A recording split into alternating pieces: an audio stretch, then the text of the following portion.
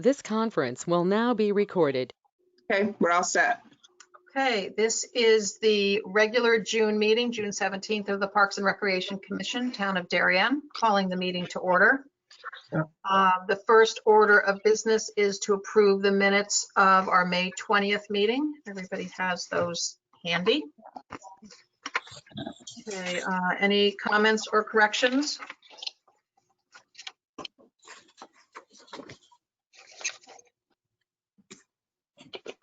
No?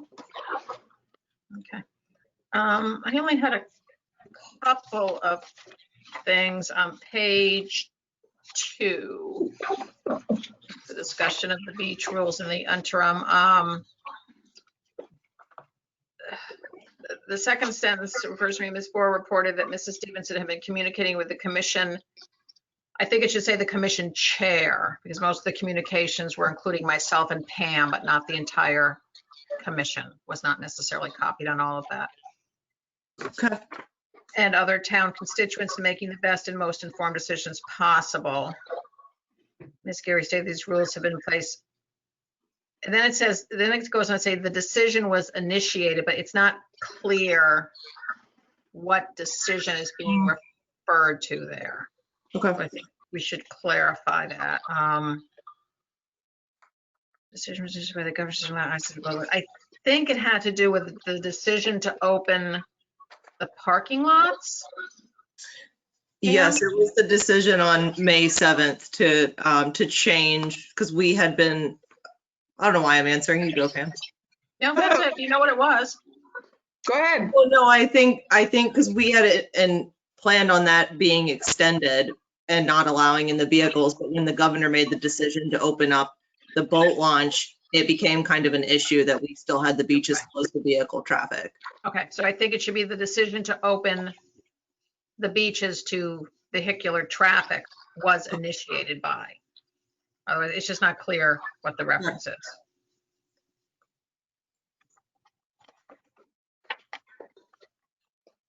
Okay, and that was all I had.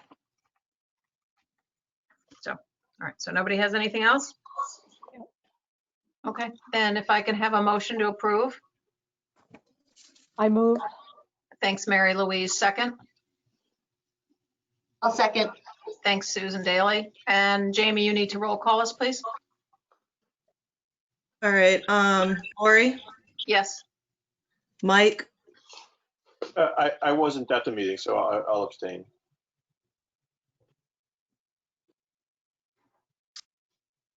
Sarah, Yes. Mary Louise, oh, sorry, Tier, Here. and Amy. Oh, she's not here either. Is She's Amy? not here yet. She said she's running late. That's right. Okay, that's it. Okay. Okay, next is public comment. As you all know, under our current protocols, we request that any public comment be received by 9 o'clock, the morning of the meeting. So I do have just one item that did come in before that, and it's from Paola Sardoni, who is the chair of the Darien Green Team. And this was received a few days ago in response to the decision to return the trash cans to the beaches and the parks. And she wrote it to Pam and copied myself. And it says, it is unfortunate that the campaign must be pushed back. It is a great concept and we are all very supportive of it. It seems that the Darien community needs to be educated on the subject. We'll move forward on the art contest and ask for people to also vote if they think that the bins should be placed at the parks and beaches. I have sent this to the paper and have published it on social media to raise awareness. Our job is just starting on this. The idea of carrying in and out the trash from the parks is a countrywide movement. There's no good reason for the residents of this wonderful town to leave their trash behind instead of taking it with them. These people who left their trash behind at Weed Beach won't be able to visit the Grand Canyon because they utilize carry-in, carry-out policies. It has been instituted by the National Park Service and is real in all national parks. These people wouldn't be able to go to state parks in Delaware because they are all carry-in, carry-out parks in the entire state. Brooklyn has also joined the movement. Why can't we do it here? It's a matter of educating our residents, and Green Team is trying to help. As the chair of the Darien Green Team, I would like to summarize what we do. The Darien Green Team is a group of 19 nonprofit organizations in the town of Darien that keep our parks beautiful for all to enjoy. We are all volunteers who plant flowers, organize events for the community, fix what is broken in the parks, and much more. If you'd like to learn more about what we do, please email me. The Darien Green Team is in full support of the Carry In, Carry Out campaign of Darien Parks and Recreation. Come to the park, share your experience with us, and share your moments with us, but please don't share your trash. Paolo Sardoni. So I appreciate her sending that in. Cheryl? Your hand Yeah, up, or- I didn't have a computer and I couldn't send emails for a few days. Can I say something under public comment? We have been trying to restrict it, Cheryl, so that we don't kind of unfairly advantage. Okay, can I Got it. speak when you get to an item on the agenda? Once the commission has weighed in, yes, I will allow members of the Parks and Rec Committee of the RTM to speak as a courtesy. Okay, thank you, Lori. Okay. Okay. Next, we're moving on to discuss Cherry Lawn basketball court proposal. And we have our resident David Seeley here, who's done some research on alternatives to the repair of the basketball court, which we've been talking about for a very long time. So David, welcome. And thanks for being with us this evening. Oh, thanks for having me. Yeah, so just brief introduction. Dave Seeley. I live basically behind Cherry Lawn on Sylvan Road. I've been here for about 18 years. And I guess just the bumper sticker is I'd love to get basketball back at Cherry Lawn, and I'm willing to help, you know, with the fundraising that goes with that. Pam shared with me this morning that I guess you have 15,000 approved, which is great news. You know, I think for as little as 20, you can get a really good court up there in Cherry Lawn. So that's what this is all about. I know you have a busy agenda, so I'll be really quick. I just want to make 3 quick points. The first one's the obvious one. I don't think I have to tell anyone. We need a court in Darien. My son has actually been the one pushing me to get involved and get this done. And he pointed out to me, we're the only town, within the surrounding area, we're the only town without a regulation full-size court. And I suspect we're probably the only town in Fairfield County that doesn't have one. So we really need a court. And in my opinion, I think the best option would be, you know, we have that existing court, which has been in disrepair and unusable for 5 years or so. And really, in the 18 years I've lived here, I've never really seen many people play basketball there. So it's been a long time.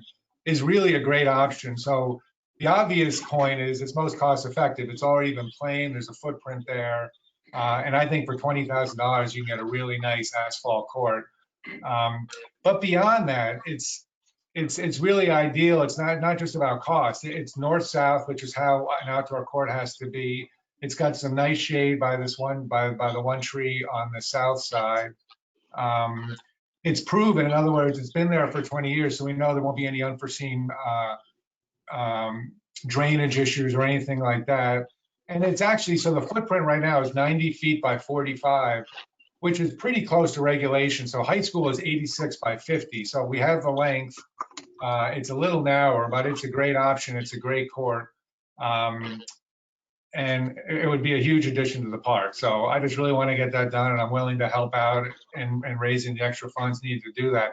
There are some issues. So Pam had mentioned to me that some people have brought up some issues. There's some roots on the south side, and I appreciate the concerns about the roots. We don't want to lose that tree. But I think it's really manageable 3 ways. You can move the court back. There's plenty of room on the north side, so you can move the court, you know, I think as little as 5, or you can even go 10 or 15 feet. So the roots wouldn't be an issue. There's also the option of shortening the court. So the high school regulation court is 86 feet long. This court's 90. So, you know, you take 5 feet out, it's 85. It's basically high school regulation. So the bottom line is why I appreciate the concerns around the roots. I think they're very manageable, and it shouldn't be an obstacle to get this done. There's also the retaining wall, which I don't think is a problem, but it's probably something that should be looked into. It's functioning. One half of it is, I'm sure you've seen it before. Half the wall is sort of collapsed. There hasn't been any resettling of the court, so I don't think it's an issue with the court, but just something to think about. And then lastly, there's what type of surface do I think would work best there? My son's all for the sport court, which is the newfangled. It's basically you take a plastic or rubber tiles and you place it on top of the asphalt. I'm indifferent to sport court or asphalt. I grew up playing asphalt. I think it's great. It's significantly cheaper. And I think what sports court may have going for it, so a sports court is arguably safer. It's a rubber surface, so you can fall and there's not going to be much, you're not going to hurt yourself. And it also arguably might last longer. But I guess I'm indifferent to sport versus asphalt, but just something to think about. But bottom line, I think we really need a court there. I think the existing location is ideal. 15,000 is great. I think for 5,000, we can put a great asphalt court in. And if people really want to go with sports court, that would be another 10. But again, I'm willing to help raise that money, and I don't think it would be a problem. And then lastly, on the route issue, the sport court, I think would also help mitigate the risks around the route, because what you're doing is you're just planing down the asphalt. You wouldn't be removing the asphalt just to smooth it out. But again, I'm indifferent to sport court versus asphalt. Asphalt would be cheaper and could probably be done quicker. I'm an impatient guy. I would love nothing more than to get this court up as soon as possible. So I guess, you put a gun to my head, I'd say asphalt. But that's where I am. I think it's I really want to get a court in Cherry Lawn. I'm willing to do whatever you guys need to help get that done. That's it. Okay, thank you very much. Commission members, questions for David?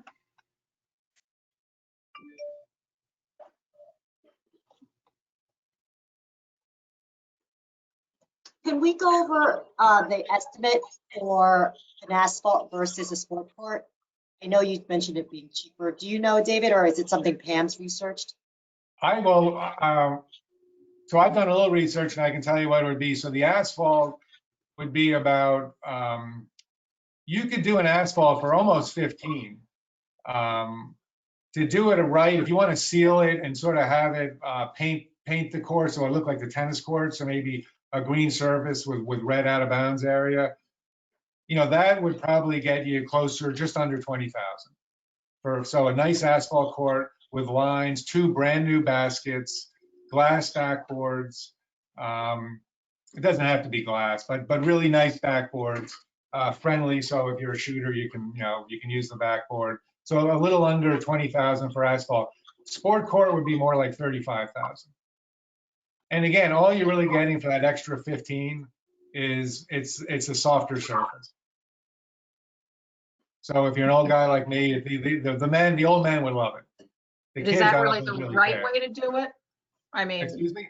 Is that the right way to do it? Do you think people, since we've waited so long, would rather say, let's do it right and do it well, as opposed to the quicker option? I think, I don't think it's the right, I think asphalt's fine. I think they both work. Again, I'm indifferent. I don't, most outdoor courts, so I mentioned we're the only one, the surrounding area that doesn't have full court. New Canaan courts are asphalt. I checked them out recently. So I think asphalt works fine. And it wouldn't be seen as a cheaper version. It works. I think it would be good. Pam? Yeah, David, you mentioned to me when we met that the asphalt, in your opinion, was always very slippery due to the condition and the nature of where the court was. So what is your feedback on that? Yeah, so that was initially, that's why I thought sports court would be better. Because, so I don't know how familiar you folks are with this court at Cherry Lawn. I live right in that corner, so I walk by it literally every day. And I can remember going back when there were baskets there. There were most often you couldn't really use the court because there was a lot of shade. There wasn't much sun. And, after some rain and some humidity in the summer, the surface would get very slippery. And I think when you seal it with the surface you use for the tennis courts, it sort of adds to that. I don't know if you've had issues with the tennis courts, but Pam, I think that's changed recently. So I was down there, there's actually a ton of sunlight now. And I think so maybe some trees have come down over the years. I noticed there's a big tree stump in the southeast corner. So obviously that tree has come down at some point. So I think, to answer your question, I wouldn't be too worried about that. I think there's plenty of sun there, that the surface would be dry and we wouldn't have issues with it being slippery.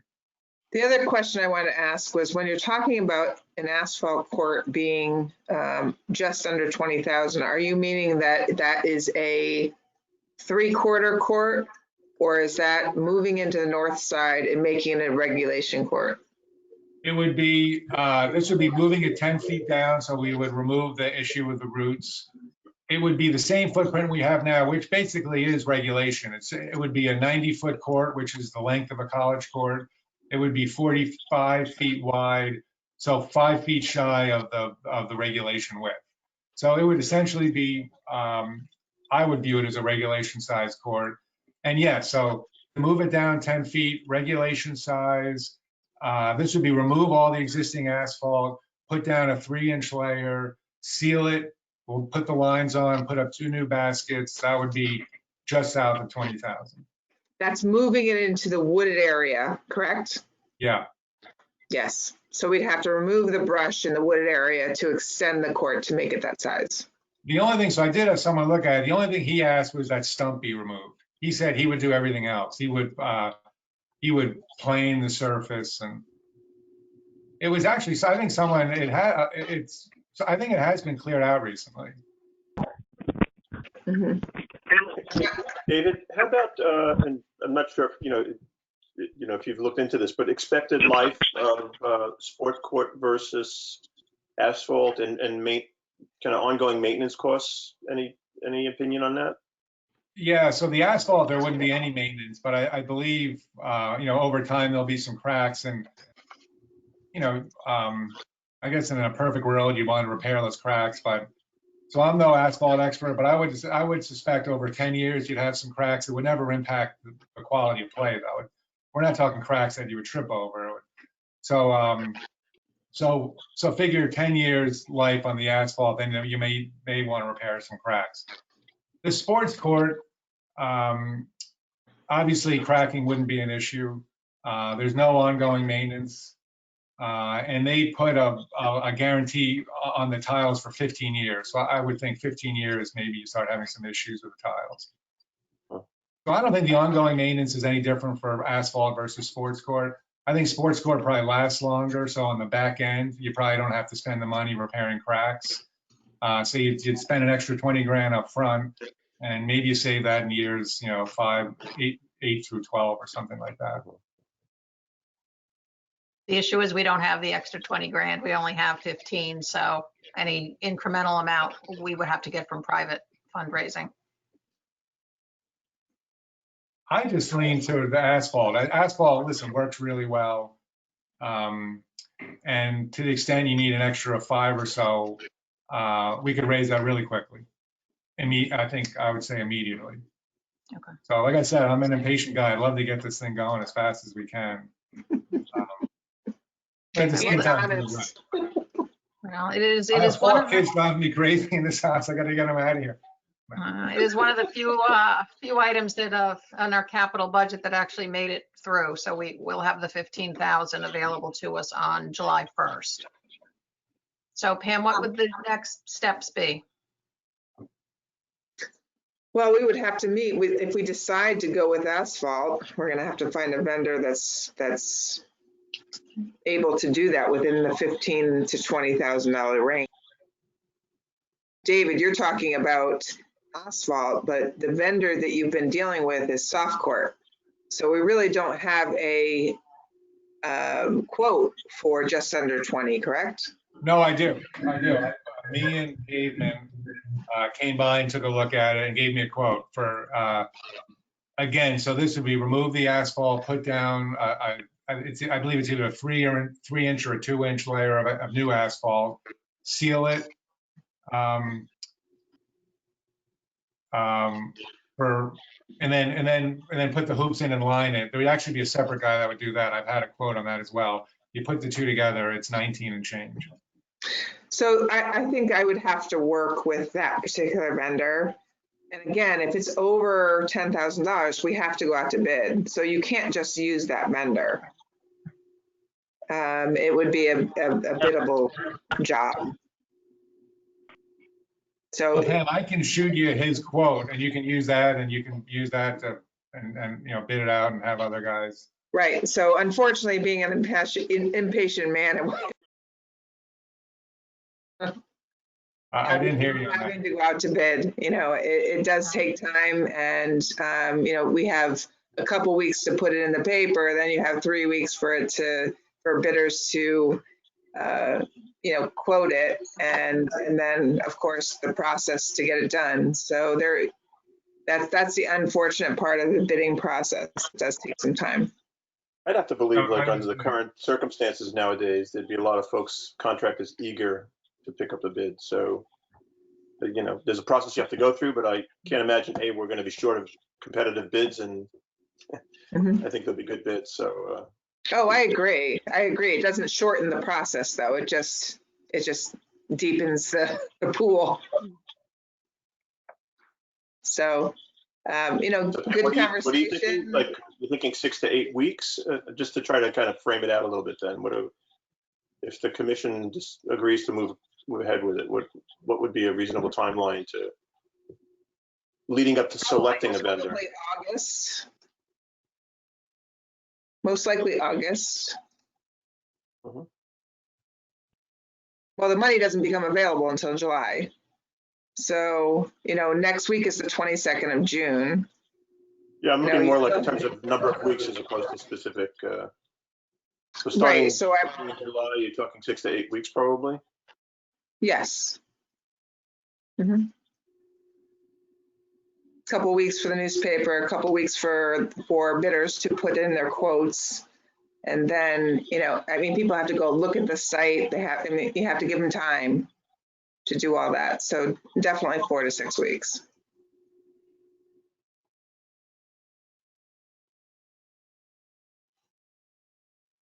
And we August can, would be great. Now, Pam, because this is approved in the capital budget, which we put forward, do we need to vote on this again, or is it essentially approved by the commission because we put it in the capital budget? yes, I don't think you need to vote on it. We have the money. We're just looking at different options right now in terms of what we can do with that money. And of course, if it's over 15,000, that's the other obstacle, because we need to be guaranteed that we're going to have the funding. So we have $15,000 and we go out to bid, and the job is, you know, say the lowest bidder is 25,000. Well, we don't have that money. We only have 15. So we have to be prepared to find that funding. You'd have to get it approved by the commission to accept the gift too. Like, so that's another process. David, you would have to fundraise for it, you know, and then we'd have to say, oh, we're going to accept, like we did this with the playground, but, you know, thank you for your gift, and we're going to approve 5,000 or whatever the difference is. Accept it, and that's another meeting. You know? So that adds to the time, I think, too. Well, I'd be willing to, I mean, I would donate the 5,000. We can say we have 20 for purposes of looking at the bids. Okay. So if that's the case, then we know we'd go in with 20 and we'd put it out to bid, see what we get from the bidders. And I guess if it were to go over 20, David, then at that point, the project wouldn't start right away. We would have to fundraise for the additional money. I don't think that'd be a problem, but yeah. I will help Dave fundraise. Thanks, Patty. Yeah, Patty, you've said in the past you thought you could assist with that. I thought I could have done it last year, and then I was told that it would be a top priority, so that's why I didn't go forward on it. So I'm happy to do it, but per Mike's comment, I think this is the time where we're going to get some competitive bids. So I would just hope that we could get it in the newspaper as soon as possible. We know we're getting the money July 1st, so I think I would ask if we would be able to, start the process now of at least listing things in the paper, if we can. I will do my best, but it is a crazy time. It really is. We are extremely busy in the office. I will do my best. But yeah. Thanks, Pam. Thanks for all your hard work. Thank you. Okay, do we have any more?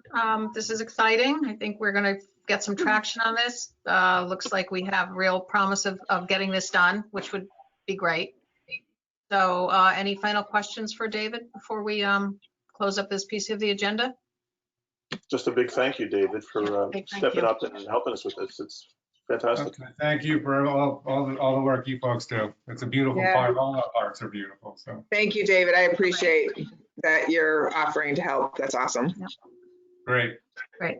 Thank you All right, very so I'm much. going to check out, and I appreciate the time. Thank you. All right, thank We'll be in you. touch soon. Can I ask who caller 3 is? Well, I don't know whether it is I, but Amy During just called in. Yes, I can't hi, seem to Amy. log in for some reason. Okay, so you're caller 3. We got you. Okay, it must be on my end because it seems everybody else, my understanding is everybody else is in, so. We're all looking at each other. Right, Jim I'll Flynn keep will be trying. too. Except Tier, who is continuing to hide. Oh, I'm here. No, I mean your picture. Oh, my picture. Yeah. I'm just gonna do audio tonight. I have kids running around me. Okay. Okie doke. Next, we're going to move on to the discussion and vote, if needed, on the continued suspension of the daily gate parking fee. And just again, to provide context and specific information, as you know, when we were in the height of the pandemic and the shutdown, Jamie, under the powers that are granted to her by her position as first selectman, issued various executive orders to control the usage of our parks. As I mentioned at our last meeting, she did that with discussions and input from Pam, kept me in the loop, involved David Knopf, the police chief, all the appropriate parties to reach what we felt were the best decisions, realizing that any given time, not everybody will be happy with every decision, which was certainly the case. As the situation with the pandemic has improved in Darien, and actually Pam and I were copied on an email from the health director today with very positive news saying that there have been no new cases of COVID in Darien since late May. So it's very, very well under control in town, which is fantastic. The reason, in fact, for his email was to talk about his feeling that we can reopen the playgrounds, but I don't want to digress on that for a moment.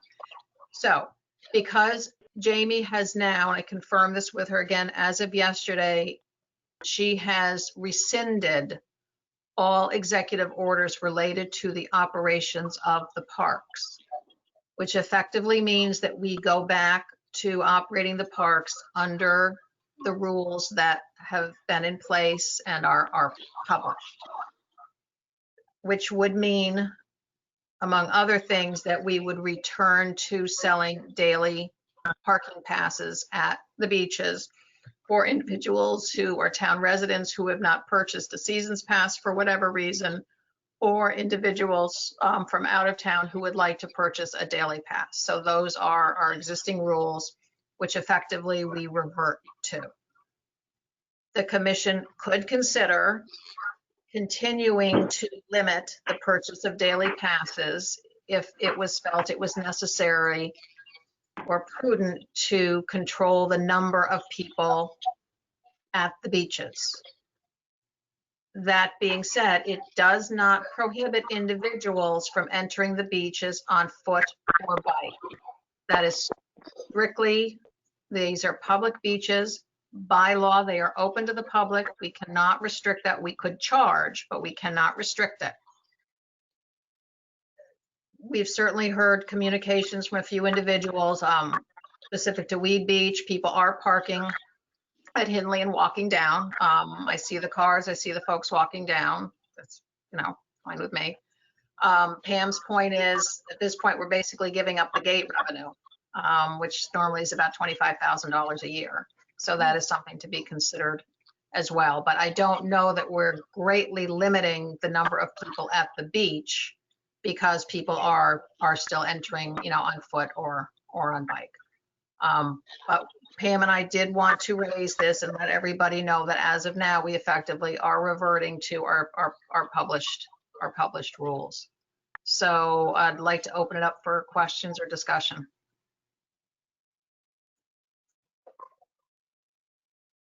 Pam, can you talk a little bit about the amount of traffic you're getting at the beaches? I know there's been information about parking at Hindley. I hear sometimes it's very crowded, but what is your park monitor or any other feedback you're getting? Well, the lot has been very full at Weed Beach and at times at Pear Tree. I think more so than in years past, people aren't traveling, they're here. So I think it was a great decision to stop the daily passes for non-residents because our parking lots are full. If we were to go back to selling daily passes right now, we would be taking spots away from the residents. Now, yes, there are still, it hasn't sold out, but we haven't hit full-time summer yet either. Right? So this has been early June, mid-June.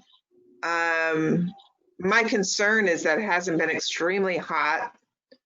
And I think those that would be traveling from out of town, like our state parks, get there early and stay all day. Whereas our residents they come for a couple hours, they live down the street. The chances of our parking lot being completely full, and in my eyes, I have to come up with a plan. Like, what does that plan look like when we absolutely have to close it? So the governor now just increased, the gathering limits to 100.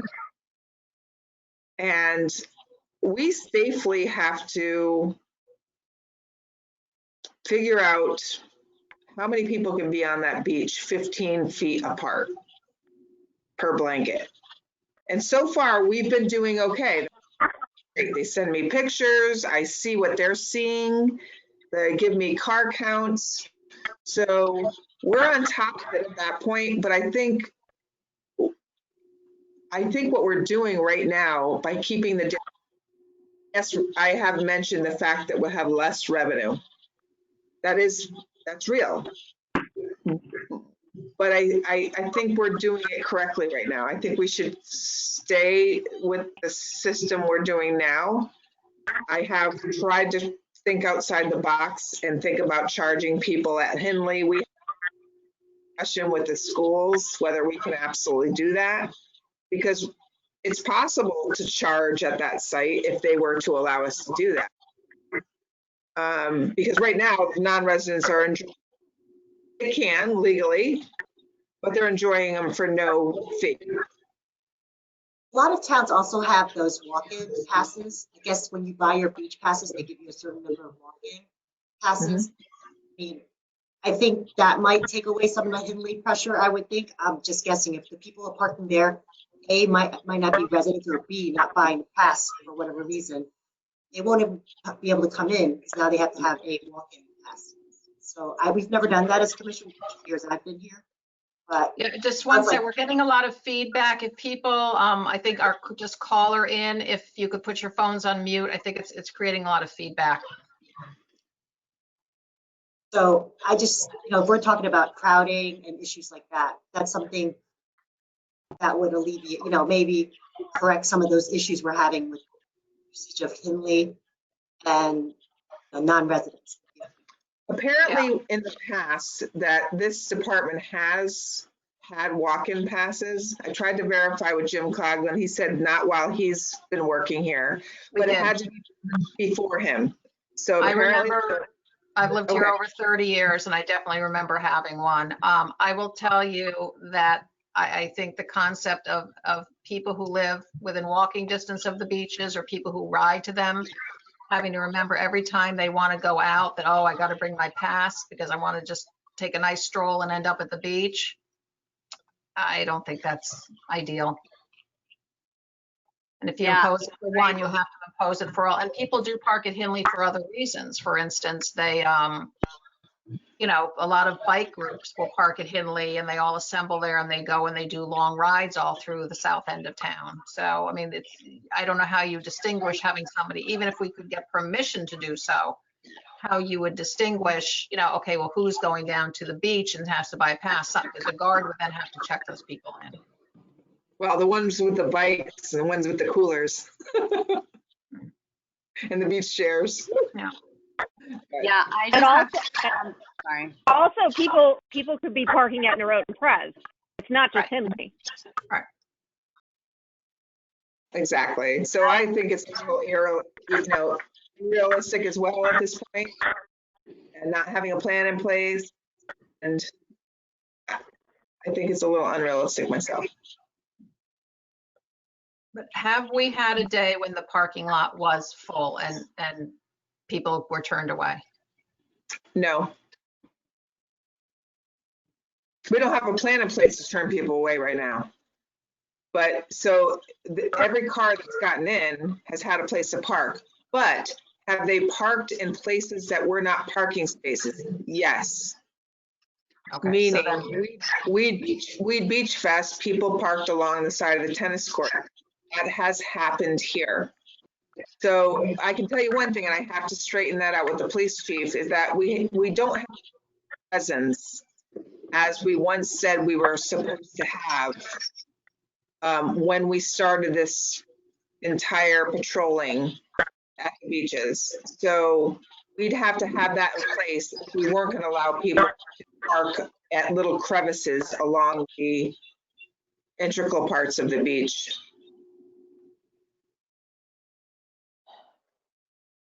If I can weigh in, a couple of thoughts. One is, I would say, as long as there are, social distancing restrictions in place, I think we have to be careful that we don't do anything to disadvantage, town residents getting to, these important amenities. I think that's, and I think the other way of saying it is I think we have to give priority to town residents very clearly. I think the other kind of aspect of this that comes to my mind is, we have a population of folks, kind of a demographic where under normal circumstances, you get a lot of folks kind of leaving town during the summer, traveling. And I'm guessing that probably to the extent it's happened under normal circumstances isn't likely to happen just because it's people are thinking twice about getting on airplanes and traveling through airports and stuff like that. So, these amenities become, I know I'm stating the obvious, but just for the sake of saying it, I mean, they're becoming even, this season, they're more important than they've probably been for quite some time. So I don't think we should be doing, I think, once again, I'll maybe flip the way I was gonna say, we should do everything we possibly can to assure that town residents are not being disadvantaged. I mean, we love the idea of inviting folks in from out of town and kind of making, amenities available. But I think under the circumstances, I'm not for that. I'm for making sure that, to the extent possible, if neighbors want to head to the beach, they can get, they shouldn't be turned away because we've got folks coming in from other places. I think we should. 2 cents. I agree, Mike, wholeheartedly. And that's part of the reason I think that having the walk-in pass is something we should consider just because of that, because I feel like it takes care of the parking problems everywhere else. And it also targets our residents. And I know that it's an inconvenience, but it's the type of thing that you could figure out a way to get it on people's phones. It's just something to consider because I think like this summer is going to be really hectic. And I really do not want to hit our residents in any way because we've been hearing there's been some unpleasant experiences with trash and all these other things.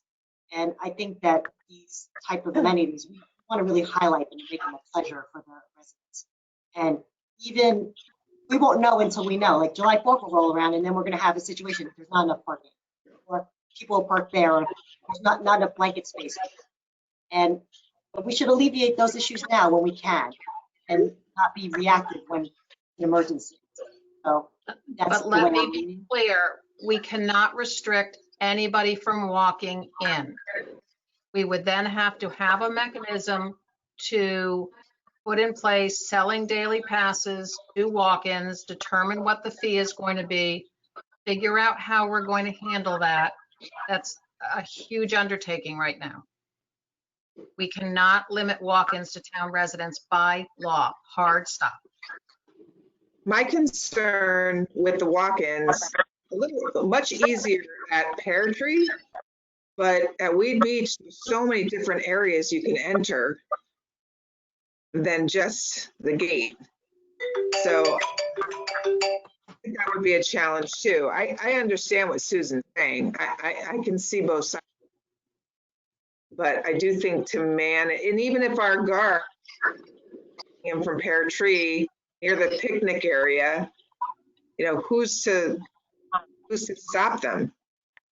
You know, if the patrolling guard doesn't happen to be there at that moment, it's pretty difficult. Bikers and walkers coming in at different places. Yeah, it's pretty This is porous. This is Sarah. I agree with Susan. I'm worried that come July 4th weekend, we're going to be behind the 8 ball and it's going to be a mess. And I don't know what the solution is. I don't think it's easy, like you're saying, Lori, but I think it's going to be a problem.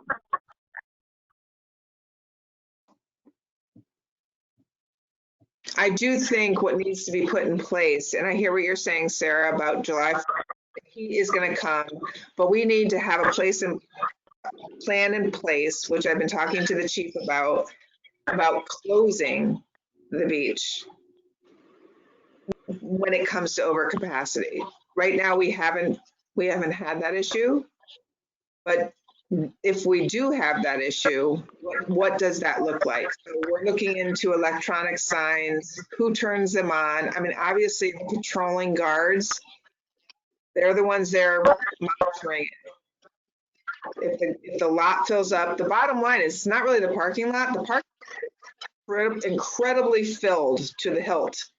But because there's walk-ins and bikers, it's the beach that counts. If there is no room, we have to rely on the guard to be able to make that call that we need to close. And if we need to close and wait until 50 cars drive out before we reopen, I think that's what we need to do. That's what we're talking about behind the scenes right now. I mean, I think the big problem that we're going to run into, as you're saying, are the walk-ins, and it's all of the kids. Every teenager in this town goes down there on the weekend now. It is the spot to go. So come July 4th weekend, there are probably going to be hundreds of them down there. And how do we manage that?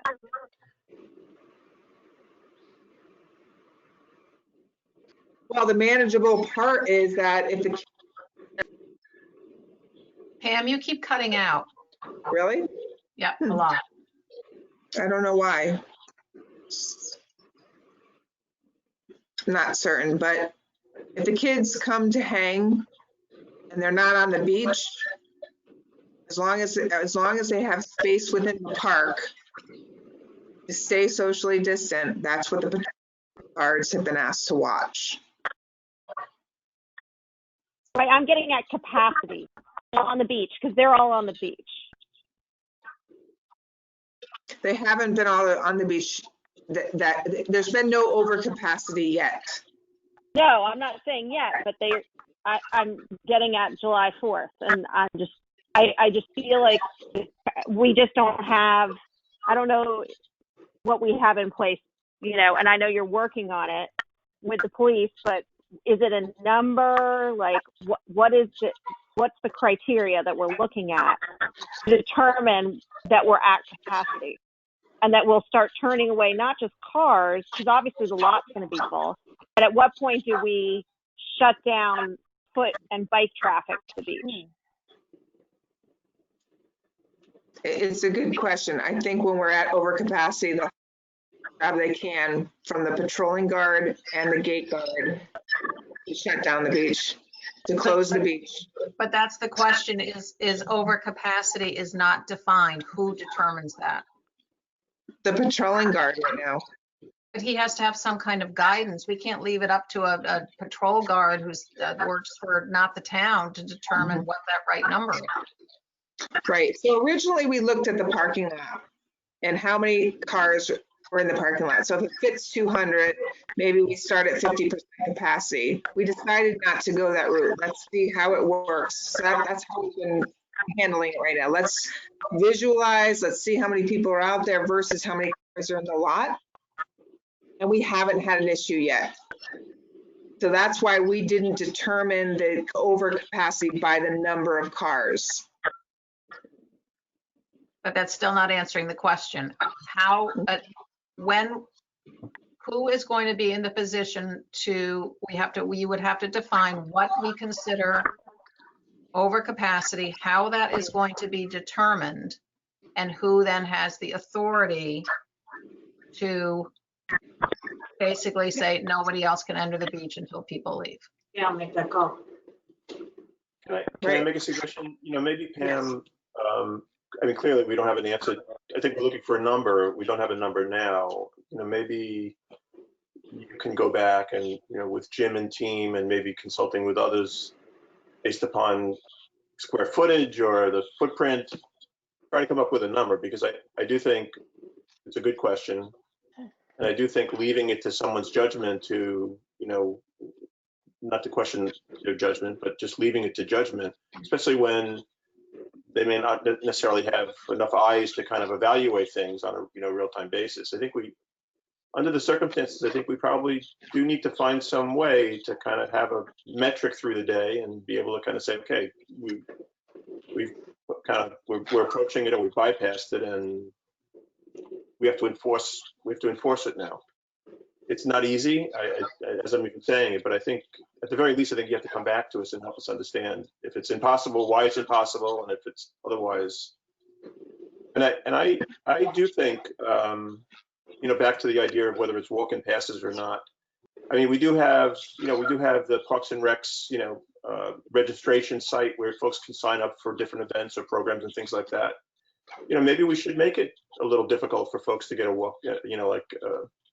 walk-in pass, particularly targeted to folks from outside the community. So this way we could say, okay, hey, look, if you want to walk in, you got to sign up. It's going to cost X. You're going to have to print something off. You're going to have to bring it with you or something. I don't know, make it difficult. And because right now it's kind of like, it's easy and, it becomes kind of a more attractive kind of option for folks. And I think at the very least, we should probably work to make it a little less easy for people from outside the town to come in. So I hear you, but I'm not sure if that's really possible given the porous nature of Weed Beach that Pam has addressed. I don't know, you were kind of cutting out. I don't know if you said this, but it sounded like you did. Do we have any information about what other towns are doing? Because they must be wrestling with the same situation. I mean, I'm sure Todd's has got a problem. I'm sure it's all. Can you give us any feedback? Everyone is handling on how they're handling this? I mean, different towns are handling it different ways.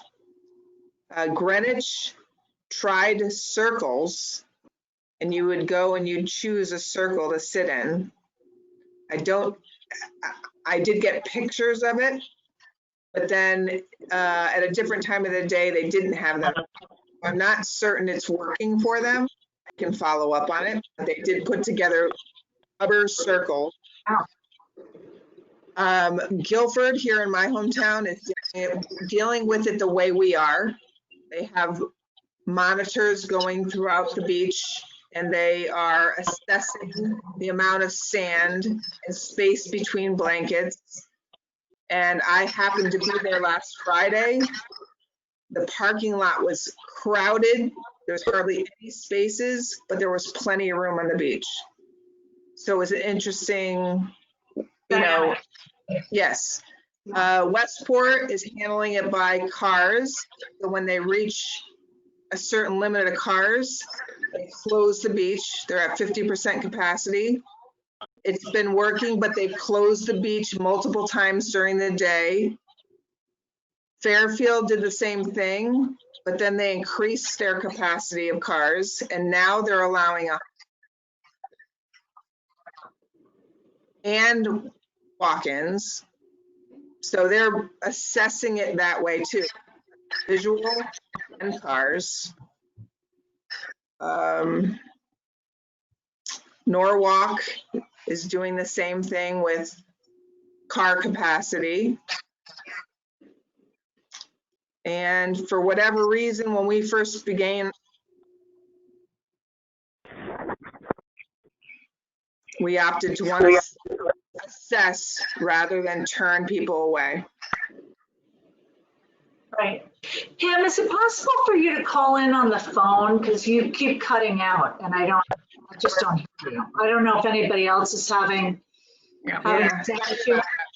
But what you're saying is important, and I want to understand it. I'm sure we all do. And thank you for that feedback. It sounds like you're knowledgeable. So we haven't found the magic solution with our neighbors, right? They don't seem to have found the magic solution. What about Pam? What if we did what if we had the guard this weekend do a little clicker and just kept tabs on how many people come in to the beach, just to get some data for a warm weekend coming up? Is there any? We could do that. That's a good suggestion. You mean cars and people, or just one? Yeah, so how many people are in each car, and then how many people are walking in or biking in, and every time they see a person, they just click it. Just to get an idea. I mean, it's supposed to be a really warm weekend, and it's, it's before the holiday. Right. So I think that's a really smart idea. Do we have a sense of what capacity really is? I mean, the fire department must have this. What is capacity at Lee Beach? What is capacity at Pear Tree Point? It's not defined. That's the The issue. fire department hasn't defined this? It's not a building. COVID-19 is going to be different though, Amy. Like traditionally, if they had numbers, now with the Yeah, I understand that, but just for emergency, like emergency standpoint, it'd be good to know what open spaces are actually capable of having. I mean, I wonder if Dan could help us with kind of park capacity. I don't know.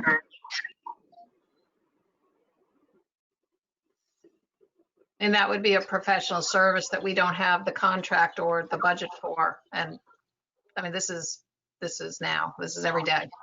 Yeah, but I'm not asking him to do a big study. I'm asking him to give us feedback on what he's seen, or if he knows. I'm just trying to think of resources. Yeah, that's you, Sam. It's not working. I just want to jump in real quick. Can anybody who's not on right now just mute themselves? There's so much background noise.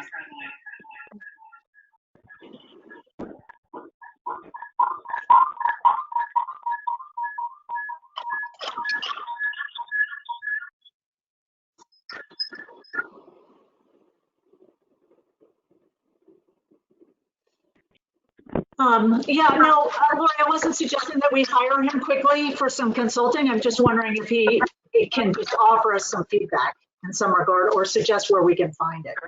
I mean, it seems to me the issues are twofold. We need to understand capacity, and we need to understand how many people are coming in, all of what I think Sarah mentioned.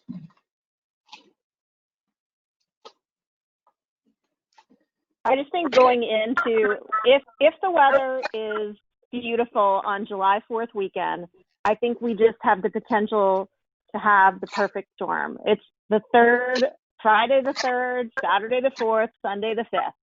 And I think that we really need to have it buttoned down in terms of how many people we are going to allow on that beach. And I don't know what the process is from getting where we are now to that. And I think the rest of the summer will probably be okay. But I think for that weekend, we really need to have it buttoned down what we're going to do.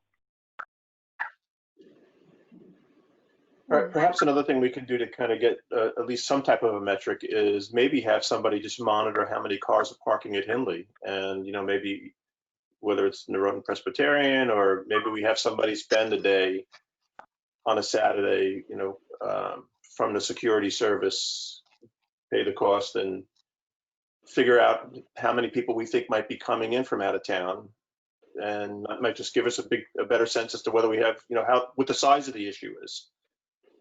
Because I think it has multiple dimensions, right? We have the question of folks in, residents coming who might be elsewhere. And then, the situation is potentially getting further amplified by people coming in from out of town. So that may be an easier metric to get our arms around by just kind of counting, having somebody there during the day and saying, okay, there were X cars.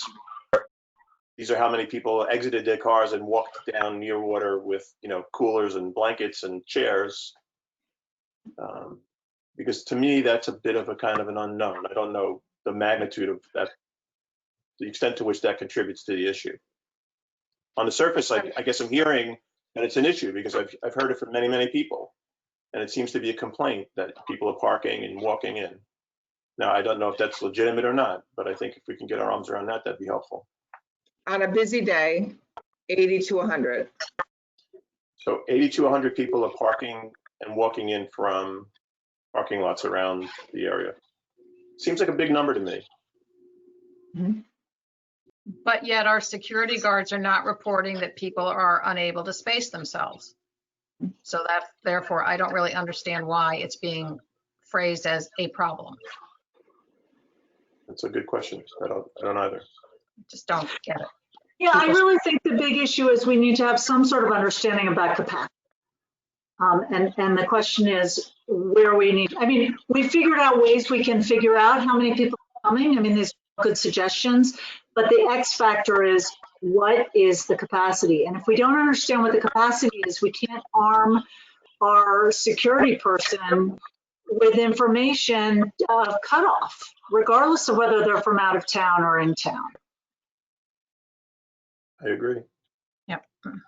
Yeah, I agree. He becomes vulnerable to, I don't know.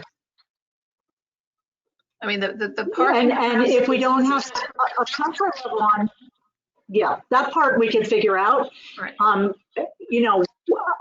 think that the issue about July 4th potentially being unruly is a very valid concern, and we need to arm him or her with that information so he has a limit. So how to go about that? I don't know. I've made suggestions of Dan. I don't know, maybe some other, maybe there's somebody with spacing information, an architect or something who understands outdoor spaces. Maybe Neil can help us. I don't know. Not an expert in this area, obviously. I'm sorry if I'm cutting out, but my phone doesn't seem to be doing any better. I think for the busy weekend, perhaps we limit the cars. If we have a capacity of 200 cars, we can be cautious. We don't know what the weather's going to be. It could be disastrous and not a busy weekend. So if we go in considering thinking it's going to be busy, we limit the cars to 100 or 125. And we allow cars in based on the fact that there could be people playing paddle, people playing tennis, but yet the beach is not full. We have to rely on the guards monitoring. That's what they're there for. It's not always about numbers. But if we limit, number into the park doesn't necessarily mean they're on the beach. It's a big 25-acre parcel. But if in regards to that weekend, if we want to limit cars because we think that's going to be the busiest weekend, we can do that. But it doesn't solve the issue of people walking in, right? And so we can do all the, anyway, I'm talking in circles. I think the X factor we have to figure out how to get the X factor. Yeah, I can't say that I agree at all with trying to cut parking capacity. If it's a nice weekend, people should be able to get down and enjoy the beach. Particularly if they're residents. Yeah, Cheryl's sitting there. Cheryl, do you want to be the 51% person who tries to get to Pear Tree and get turned away when there's plenty of empty spaces and ruin? No, I mean. Can I interject here for a minute? Yes, please. So let me just understand this, because Pam, you were cutting in and out an awful lot. You're just talking about possibly closing Weed Beach, correct? No. Or are you considering closing both beaches? Yeah, I think we have to have a protocol for both. Because you'd have to close both of them at the same time. I don't think she's talking about closing. Well, talking about establishing a protocol. I understand that, Amy. Let me just tell you what's been going on down at Pear Tree.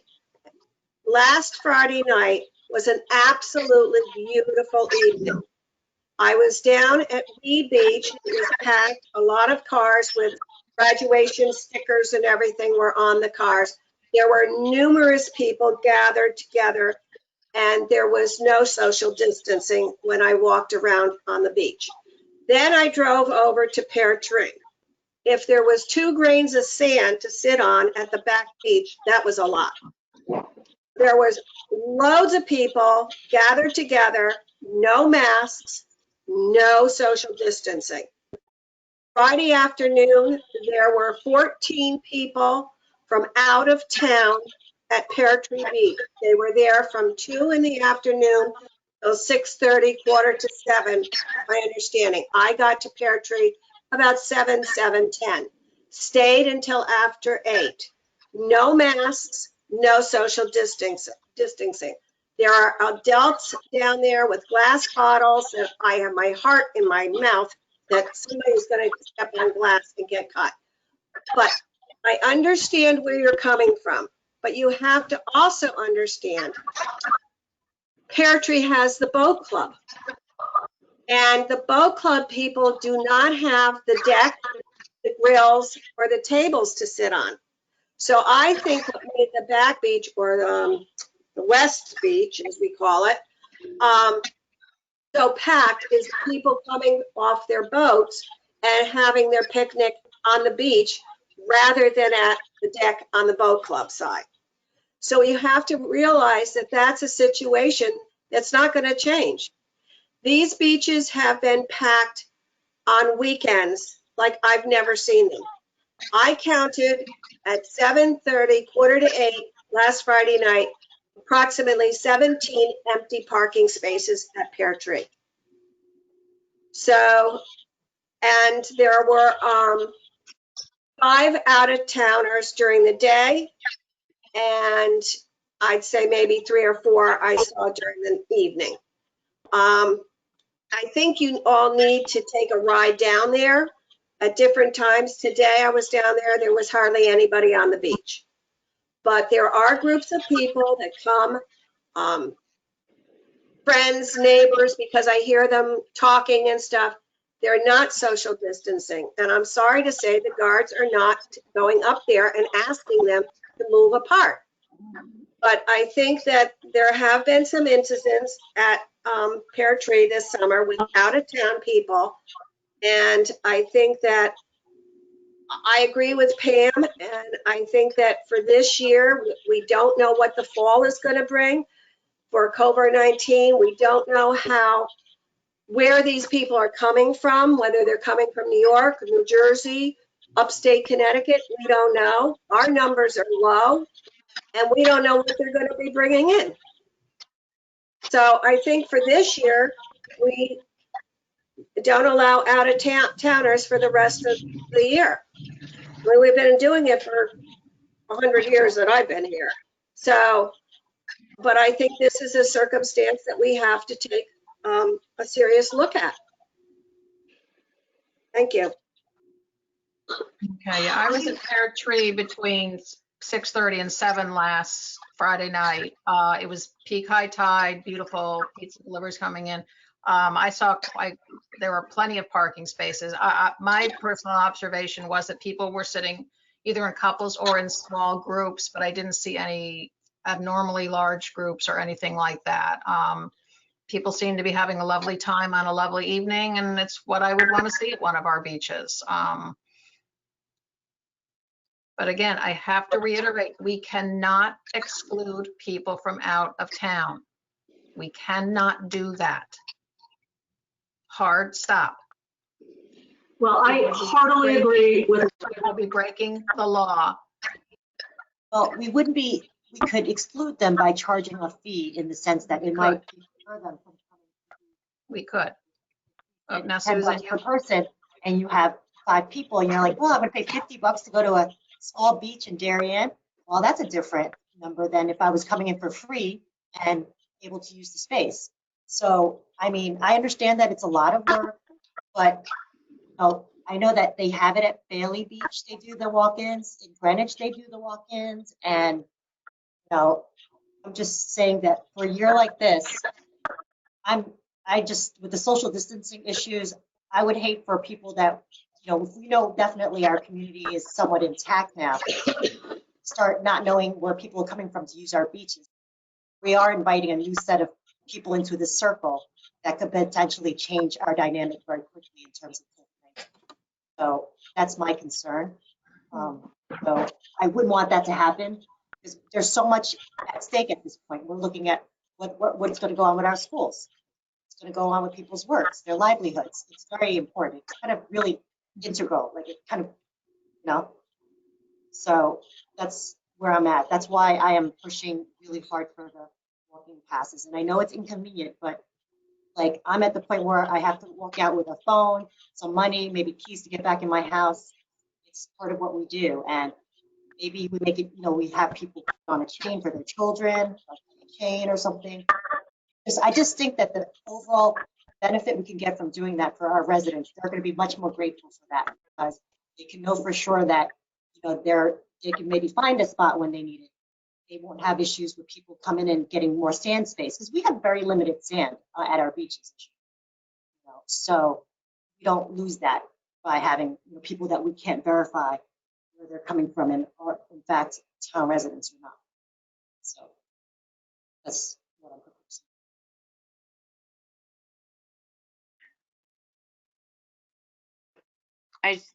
I'm just going to weigh in on the walk-in fee tier here. I really disagree with having a walk-in fee. Just personally, for us, we moved from Greenwich to Darien, and it has such a welcoming feeling to be able to walk in without having your pass, especially if you have guests that are staying, family that's staying at your house, and you don't have to print out a guest pass for them. You're going to Roost, you're parking there, you're walking down to the beach, you're going to the deli, there's just such a warm and welcoming feeling not having a daily pass to be able to walk and bike. And I think that it just sets a really nice feeling for Darien. It was a positive thing that we felt that made a really big impact on us moving here. And I really oppose it.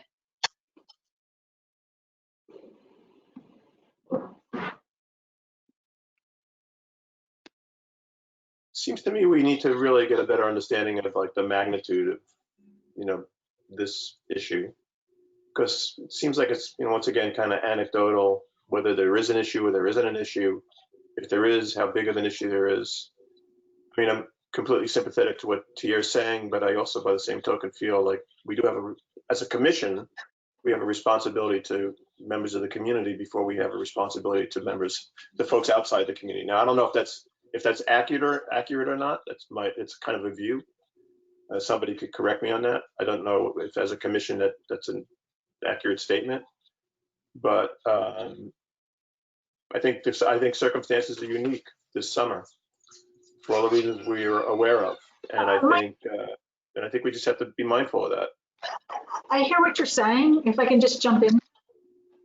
I hear what you're saying about that, but I think we have a responsibility to the community as well as to be law abiding. And if the law says that we can't do that, then we just can't do that. Amy, with all due respect, I'm not talking about doing something that's not lawful. I think you understand that, right? And if you don't understand it, let me be explicit. I'm simply, you understand that, right? I don't need to explain that to you. No, I think you're talking about limiting beach access to only town people. No, that's not what I'm saying.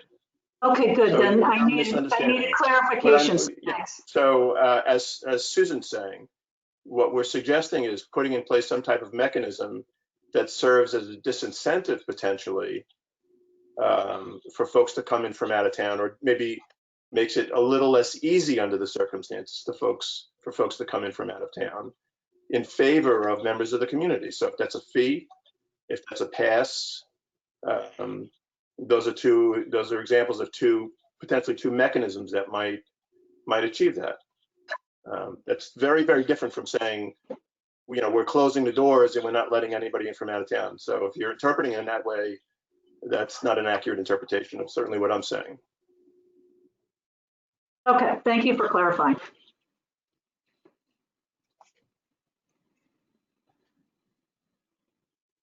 Pam, how would you even implement a program in a short amount of time to make sure that every town resident who wants and needs one has a walk-in pass and it would probably need to go to people who had already purchased their season's passes, and then to implement a mechanism to sell walk-in passes or ride-in passes to people who are not from town? How would you do that, and how quickly could you even do that? I mean, you're barely keeping your head above water right now. I'm going to let Jim Coughlin try to wrap his head around this, because he does he puts it into our active. How quickly could that be done, Jim? Could it be done in terms of walk-ins, buying a pass online, and therefore also buying something from the guard? Okay. I think it would take a little bit of work. I don't know, honestly, Laura, I don't think we're staffed at the levels we normally are.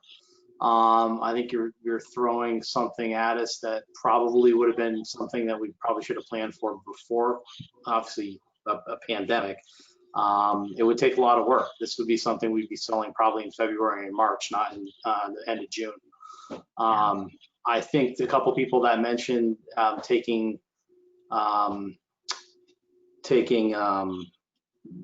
tallies is probably a good idea. Like Mike said, I think we need to quantify how many people are coming down, walking into the beaches.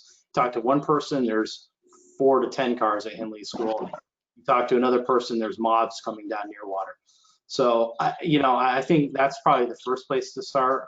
Could we sell walk-in passes at the gatehouse? Yeah, we could do that. That would probably take us a few days to organize and prepare. I think sending it out from the office or equipping residents with walk-in passes in a short amount of time would probably be a very difficult thing and time consuming for our current staff to do. Could it be done? Yes. Would it be done as cleanly and as organized as probably it should be? No. That's kind of my take on it. Our office is still catching up on those buying seasonals. So to give you a snapshot, from what I understand, in a whole season, we have sold in the past approximately 7,000 to 8,000 passes. We have already surpassed that at 8,300 passes, and it's already mid-June. So we anticipate we sell passes into August. So every day we're still downloading 16 to 20 pages of online beach stickers and trying to put those together, get them in the mail, get them mailed, do the deposits. And we're not even at full capacity in the office. So all 8,000 of those pass holders would then need to be mailed 2, 3, 4, 6 walk-in passes for starters. You know, I just found it interesting when you were talking about how many passes that you're selling. And it just speaks to the question that we're looking at a high capacity. It just kind of feeds into what we're talking about. We're going to get a lot of people coming down, and I just don't know where to start. And I understand that you guys have this inability to get technical side because, you know, it does take time. I get that. But I'm just talking about the people walking in that might not be able to show a photocopy of what that their family has a pass. That maybe they need to say, well, then it sounds like, you know, you don't have a pass in your family. Maybe you charge $10 for non-residents without passes. Just go from there. I think we get into issues of discrimination on that. I think that's very, very problematic. If we are asking them for a copy of if there's proof of purchase on some level, why is that? We're not proof of purchase. If we're going to ask one person to show a walk-in pass, then everybody has to. Why wouldn't we ask them if they're walking in? Everybody walks in. So if I walk down my street, if Tierra walks down the street with her baby in her stroller, she's now going to have a walk-in pass in her hand. If we're going to ask the next person, oh, you don't have the walk-in pass, you have to pay. It's got to be all or none. I agree. And I got to tell you, when I walk out of here, I've got nothing in my pockets most times when I go out for a walk. I don't take my phone. I got nothing.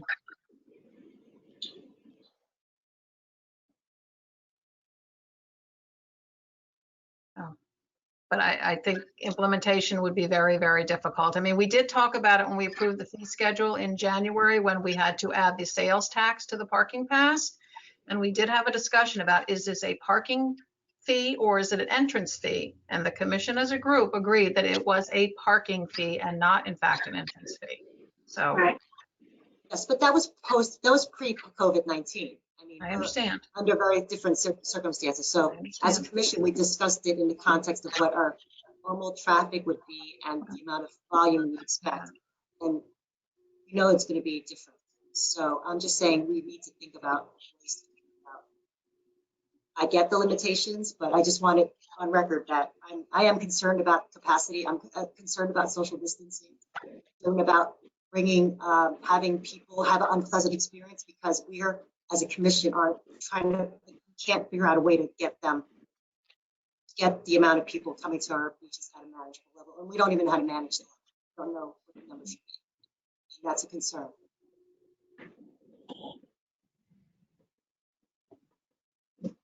So to sum up, it's been a good, robust discussion. I think the first order of business would get some counts of really understanding whether it's by clicker. I think we did that at Pear Tree last year at different times, but really it's going to be a wee bit porous. You're right, because there are some different entrance points, but for Pear Tree, for the most part, if somebody's walking in, the gate guard is going to be able to see that. For the most part, I'd say at Weed Beach as well. I think that, you know, the police have been asked to step up the patrolling of Brush Island to control that access point. So I think to get the numbers, it's supposed to be a very nice weekend. I believe it's high tide in the middle of the day, which would bring a lot of people down. I think getting a count and understanding what it looks like would be a really good starting point. We can do that. Okay. And then see what it looks like. But to circle back to where we were at the beginning, as I said, we are now operating under our approved rules that are in place. So if we wanted to continue the limit of the purchase of daily parking passes, both to residents and non-residents, we could do that on an interim basis. Say we wanted to do it for a few more weeks or whatever, just to get a better handle on what crowds and such look like.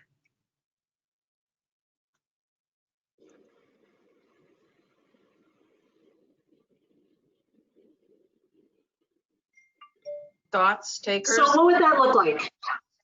It would look like what we've been doing now is that unless you have the red, this year sticker is red, if I remember properly. Unless you have the red sticker on your car, you cannot park at Pear Tree or Weed Beach. You can walk in, but you can't park there. Mm-hmm.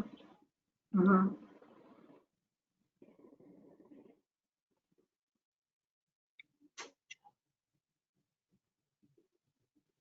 So we could look at continuing that for a few weeks, perhaps.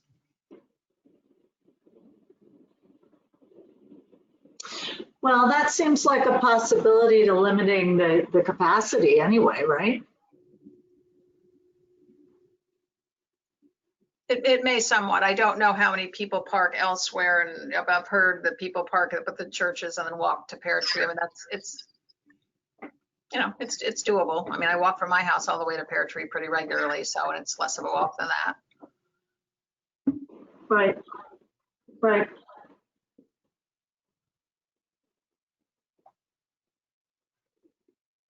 Or we leave it as is now, resume the sale of the, daily passes to those who want them and just really watch what the count is. And then if we have to call a special meeting and regroup, if we think we're seeing a problem, we could do that. My take is that we're going to be taking spots away from our residents if we allow daily passes at the gate. That's my take on it. I think it's only going to get busier as the weather gets warmer. And so far, contrary to what Cheryl's saying, in my opinion, from the continual conversations I've had with the monitors, they're continually telling people, educating people to stay apart, but they can't keep them apart. But they are noticing that there is still room on the beach. And to Sarah's point, yes, we have to have a plan in place for July 4th. I'm trying to work on that. And what does that look like? I think the car counting will be a good thing for right now, so we get a full number. But to allow non-residents to park in the lot, I think we're going to take it away from residents. Let them walk. It's my opinion. Okay. And how long would you propose we keep that in place for the summer, through the 4th of July? We could do it till our next meeting. Our next meeting. That would take us through the 4th of July, see how things go. And revisit it then. Yeah. I mean, social distancing is it's never going to be perfect. We've, I'm sure, all been in situations where you've observed people not doing what you would like them to be doing, whether they're going the wrong way down the Palmer's aisle, or you're patiently waiting in a store for someone to move along and someone comes blasting by you. I mean, it is never going to be perfect. Unfortunately, we all have to, take some action to protect ourselves by wearing the protective gear and gloves and hand sanitizer and whatever. So we can have the monitor. I think the monitors have been fantastic. I would love to see us be able to continue that in a post-pandemic environment. I think having each, park monitors who are moving between our beaches, Cherry Lawn, Woodland Park, I think it's been a real benefit. We're having less issues with, dogs off leash at the wrong hours, smoking. I mean, all sorts of things. I think it's really been terrific. And I will certainly push as something that be as a budget item for, continued for the future. I think it's a good thing for our parks. And from what I hear, they're getting, the guys are getting to know residents' names and greet them by name. Getting the thumbs up from Patty. They're polite, they're circulating. You know, one of the ones we had early on was a little bit of Dudden. He wasn't, you know, he was sitting in his car too much. He's not with us anymore. So it's been a work in progress, but I think it's been a really good thing, and they're trying to politely, and they do have the very clear instruction. If there's a problem, if someone's unruly, really doing things that are beyond what we want to see, they can and do call the police. And you know, Don Anderson is committed that then they would get somebody down there. So we do have the police backing us up, and they're patrolling as well, as much as they can. So we're trying to flank this on a number of fronts. But you know, the beaches are going to be more crowded. You know, we have to accept that. And you know, as long as people can do it safely. I mean, the information even that we have from our health director today is, you know, with people outdoors, it really reduces the incidence and the risk of spread. So, you know, we are talking about an outdoor environment.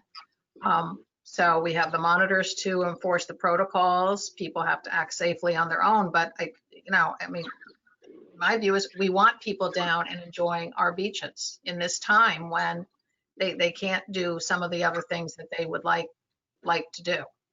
So, you know, my lens is to how do we allow as many people to access our beaches as possible safely, and maybe the beaches aren't the, you know, as tranquil or quiet, and we don't have as much space as we used to ourselves, but you know, that's what they are there for. Ask a quick question. I know you said that we could do the limiting now, like it's out of Jamie's hand to make that decision because the emergency powers are now extended, but have we suspended, well, the lawsuit was about access by non-residents, right? The original lawsuit that opened all the beaches in Greenwich some years ago, yes. Well, it actually applies to the state, I believe. And so my question is, can we not, what right do we have to say that people can't buy parking passes? I mean, they can walk in, we're allowing that. But what do we have legal, like, are we gonna get in trouble for not allowing people to? I mean, when Jamie had the emergency powers, she was able to limit things. Do we have that power to limit? There are powers. It is my understanding that we do, but I would want to want to verify that. Yeah, I would ask town council just to be sure, because this lawsuit that came about because of that Greenwich situation is pretty solid, and it never, obviously didn't assume we would have a COVID-19, but I just want to make sure that our decision is legal. Right. Does that make sense? So I don't want to hear that we're getting sued because we restricted parking. Yep. To non-residents. Yep. So that's what I would think. Absolutely. I think that's a great point. I just want to offer a different perspective on having daily passes for this time, because there are so many out of town families that are looking to move to Darien that want to try out our beaches, and that this would be such a great time for them to do so, that it's just something to consider, you know, them not being able to park in the parking lot. And I mean, I know they could park in Hinley, but you know, it's just something to consider for the town, and for all the new families that are looking to be here. Yep. Thanks, Tier.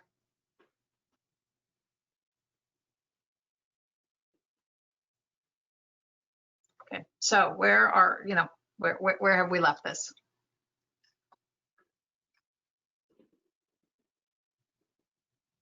So if we want to consider with the caveat that we double check with town council that there would be no problem to continue the temporary or for some period of time the suspension of the sale of daily parking passes, we could entertain that motion. Again, making sure that we are on solid ground in doing that. Or we can just take no action, you know, just revert to doing it for now, just making them available for now, and let Pam continue to do her research on, you know, what capacity management looks like, so that we're in good shape for, you know, the weekend that people seem to be most concerned about is the 4th of July weekend.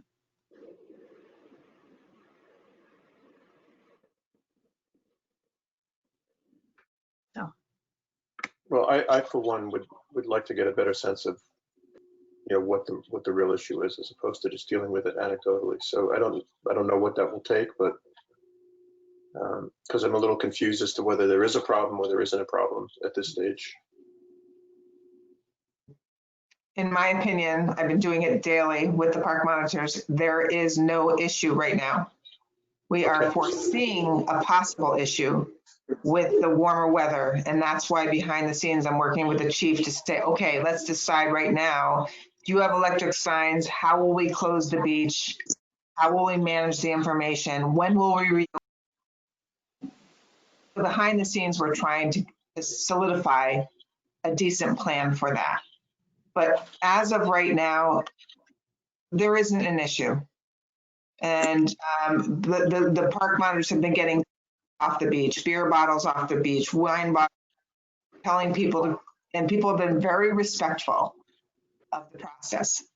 And so every nightly report I've gotten, I haven't been alarmed. If anything, I've been more confident that we have the right people in mind.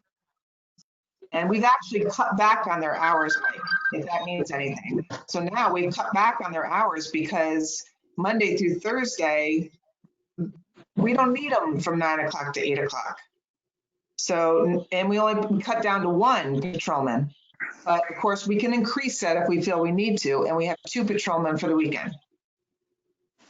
So I think we have it, pretty in control, other than having to make sure we have an absolute tight plan in place if we need to.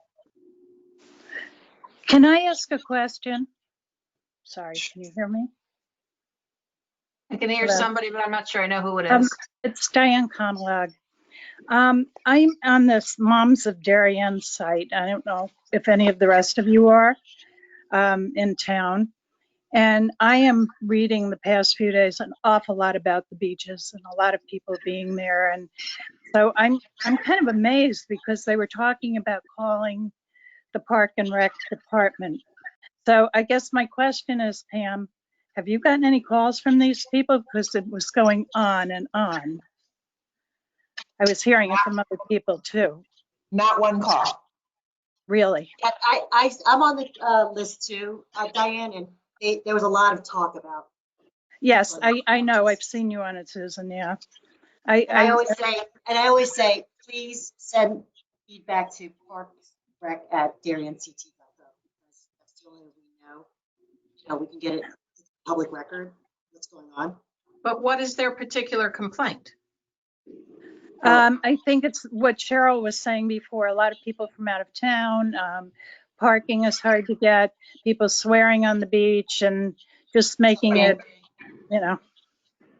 not comfortable for a lot of people. Yes, well, we have got complaints about out-of-towners. Many of those, I thought you meant of overcapacity.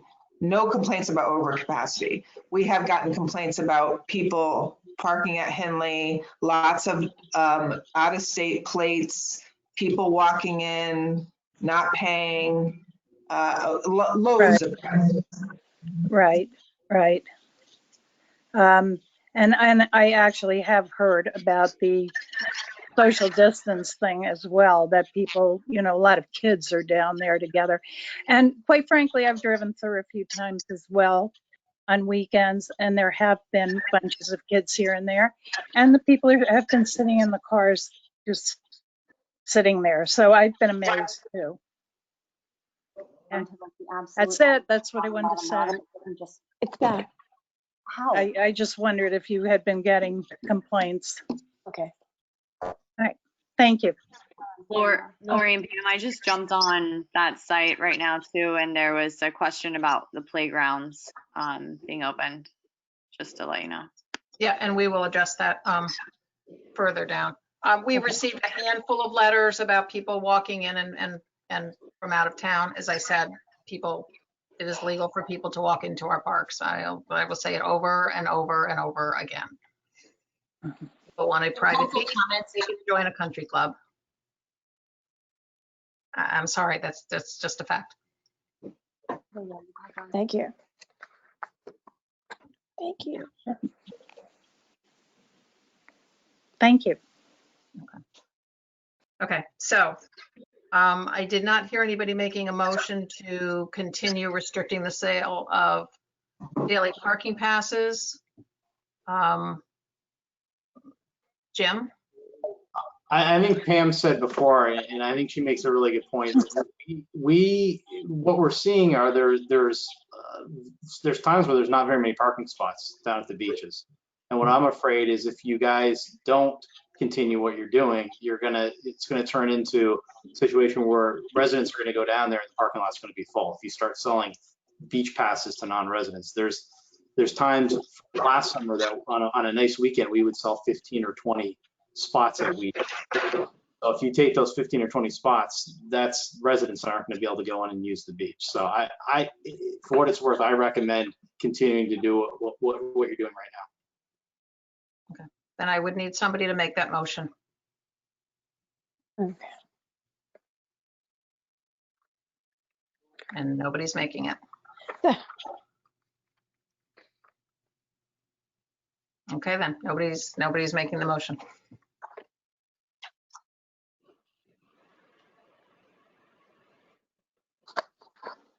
Okay. So Pam, can we have the gate guards take counts this weekend, please? Yes. And monitor what happens this weekend. We can always regroup and call a special meeting if people will commit to make themselves available. You got it. Okay, but I need the commission members to commit to make themselves available. I mean, this dynamic situation, for what it's worth, Pam and I and Jamie are dealing with parks issues daily, multiple times daily. So I, need commitment from other commission members that you're going to make yourselves available and jump in, because this is a dynamic situation. Okay. Will do. Thanks, Lori. Okay. Yeah. Okay. All right. Well, then I think we are wrapped up on this topic for the moment. Okay. Pam, will you, when we have information at the beginning of next week, get it out to the entire commission? For information from the beaches? How things went this weekend, Yes. counts, et cetera. Yes. Okay. Great, thanks. Okay. Next, we were going to get an update on the parks maintenance projects. Was Jim Flynn going to call in? I don't know if Jim's on the call. Jim, are you on the call? I think he can't unmute himself. Let me unmute him. See. Jim, are you on the call? I am on the call. Great. Caller number 2, Jamie. Okay, thanks for joining us, Jim. We were just hoping we could get an update. It can be brief, about the status of the parks maintenance project, some of the things we had talked about when we did our tour last October. I understand that the staff was somewhat hampered as during the height of the pandemic, you were not operating at full crew or perhaps any crew for part of the time, and that projects did get postponed or delayed, but appreciate a brief update on, where we are in tackling some of those projects. We talked about painting the pavilion at Weed Beach, which doesn't seem like that's been done yet. The cherry lawn gazebo, things of that nature, and how you think you can structure that going forward to get the maintenance back on track. Well, I think the maintenance is on track. Pam, did you send out to everybody the letter that I sent out regarding all the places that we had taken care of and what we're doing? Yes. Okay. All right. From my list, there are 3 that are not completed yet. I thought when we were talking about painting a gazebo, I did not recall us saying painting the gazebo at Weed Beach. I knew we talked about painting the gazebo at Cherry Lawn. The problem at Cherry Lawn we've discovered is we thought that it was just a problem with the moss on the roof, but it's really a deeper issue, and it's going to need a contractor to rebuild the roofing that is on that. And certainly we're not going to want to paint it prior to that. So that's going to be a contractor thing. I think The only other two things that aren't done on our list is water fountain connected to the Pear Tree bathhouse. With the COVID thing, we wouldn't probably be opening that one anyway, but as I suggested at the time, the water fountain would be better served being a part of the project because what is there is a pretty inadequate thing, and every time it gets vandalized, the water line runs through that police room. When it breaks, it floods in there, and that's been a problem for them. Let's see, and then the other item that we're waiting to do, and as the weather gets warm, I think we'll be able to do it. It's really the last one on our list that's not been done, is the surface of McGuan's, of McGuan's playground.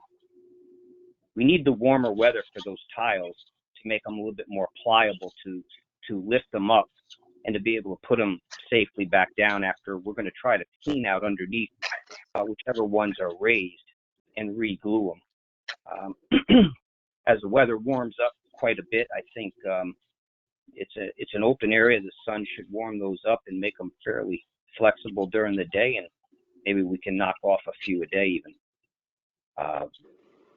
But as far as all the other things, we've had a pretty mild winter. We got a lot of the stuff done during the winter. A lot of the painting stuff had to obviously wait for the last few weeks, but we've gotten the columns done at the beaches and the doors. We've got the screen door done at Uncle's. So if you have that list in front of you all,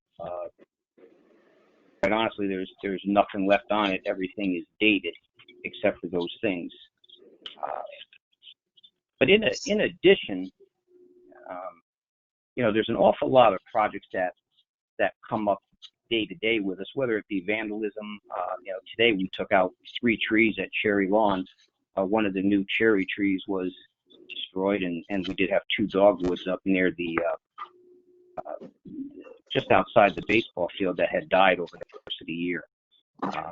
We also took down 3 dangerous trees up at Lee Beach up on the hill today. So there's always a whole lot of things going on besides just the mowing that we do day to day. We have a lot of areas we take care of. As baseball ramps up, that becomes a 7-day a week job, just like the beaches are right now. So I think the crew has been great. I think they've been flying through the projects the best they can when we have the time. I'm pretty satisfied with the progress we've made. So Jim, is all down at Wheat Beach at the pavilion, the doors have those sort of panels that are graded, and those were all very rusty. Last I looked at them, they were still very, very rusty. The doors did not look like they had been repainted. That was a few days ago. Yeah, they've been painted this week. They were the last thing down there that we got. We got all the white columns already. Now, some of those doors, I mean, it's an awfully rough area. I think at the end of this year, we have had some vandalism where they broke one of them going in underneath the bottom portion. So there will be some doors, I think, there that are going to be due just to be replaced. Okay. They are the original doors. They did go through Storm Sandy, and it's a harsh environment. So as of right now, obviously they look a whole lot better, but in some cases we might be looking at replacement once the new budget comes in place. Okay. If I could interject though too, Jim, I was there yesterday and I'm not sure if we're on the same page about that because it's actually the door to Uncle's Deli. When you open it up, it's all rusted. So I don't know if that can be sanded and just repainted with some sort of oil paint. And the screens to those doors are, I don't know which screens that you changed, but you can't even get into the facility, but when you open up, screens are just all broken. The one near the playground too. Yeah, we replaced the one in the breezeway, which was asked of us to do. Yeah, I'm sure, the Uncle's Deli inside there, if you've been in it, you can see the condition of it and you can see the wear that it takes in that place. So it's ongoing. Yeah, there's quite a bit in there. Because I noticed that the bathroom doors were all, You just cut out again, Pam. oh, the bathroom doors have all been painted and they look great. Okay. Okay, thank you. It really would Jim? help if that building had heat when you can do a lot of this work on off-season times. But that's not the case, at least for the interior part of the building, obviously. Jim, before this pandemic started, we were talking about the use of pesticides on the playing fields and so on. And there was some discussion about going organic.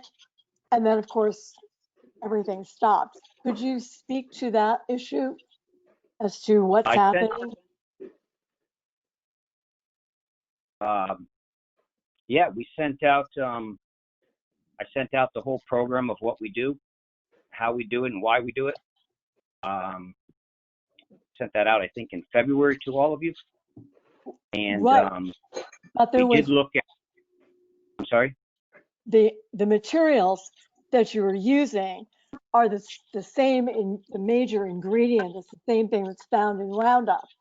And it's my understanding that most of the golf clubs and a lot of the other parks in Greenwich, for instance, have stopped using it in favor of going organic. I think you're talking about two different items. When you're talking about the Roundup, that is not what is sprayed out on the fields.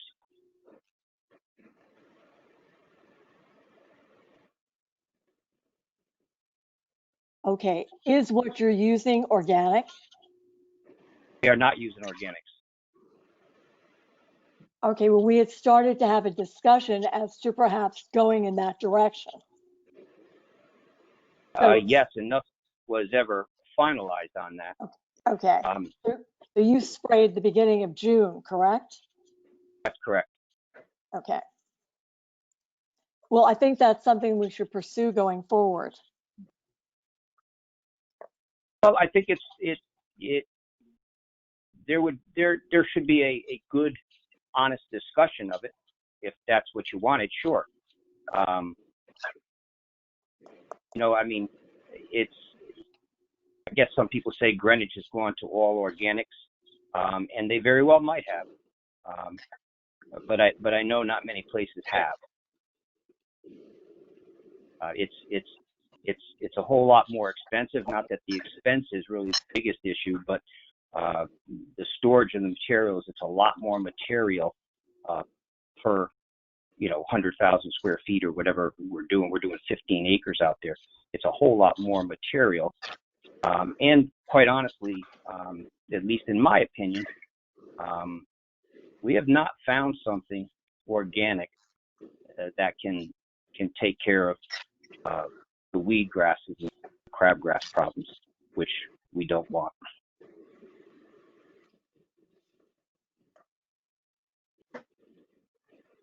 If I could jump in quickly, can you all hear me? Yeah. The way I felt that it left off was that we were going to have a healthy discussion on educating the commission on both sides of the story in terms of the types of materials that we use today, schools use, and different departments use on athletic fields and why they're okay. And then the other spectrum on organic during a different meeting. So I think that's what we should pursue, of having that discussion on both, on separate months, on either opposite end of the spectrum, so we can understand it better. Okay. Okay, do we have any more questions for Jim? No. Jim, Susan Daly. I just had a quick question for you.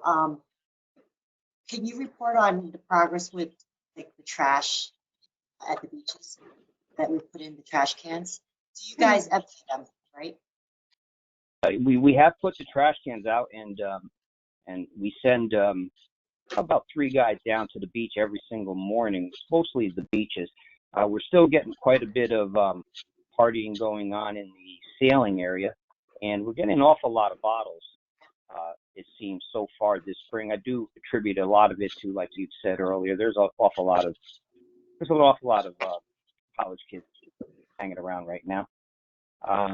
So there has been a lot of garbage. They are using the cans for the most part, but between the birds and the animals at night, it comes out and blows around, and it's been taking us a couple of hours every morning. But I think it's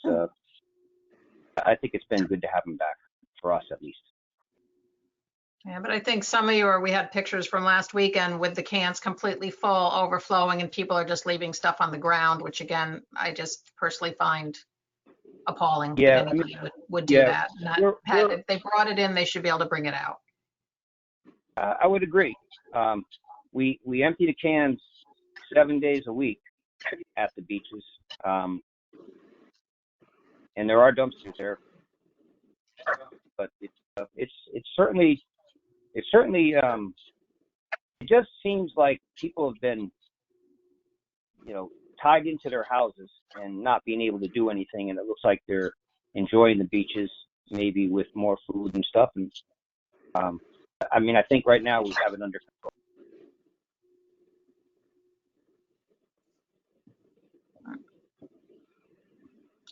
If it's worth putting a sign by the trash can saying that if these are overflowing or if your garbage not, you know how pizza boxes don't fit in the trash cans properly?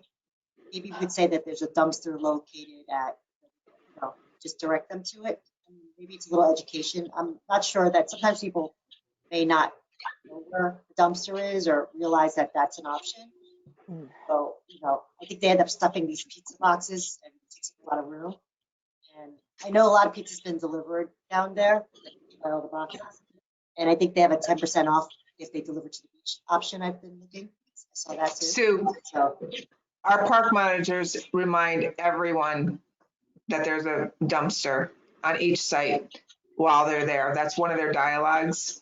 But at the same time, like, you don't think a sign, I mean, because one of the things the feedback I saw on the Facebook things is that people keep on saying, I don't know, nobody told us, we weren't educated.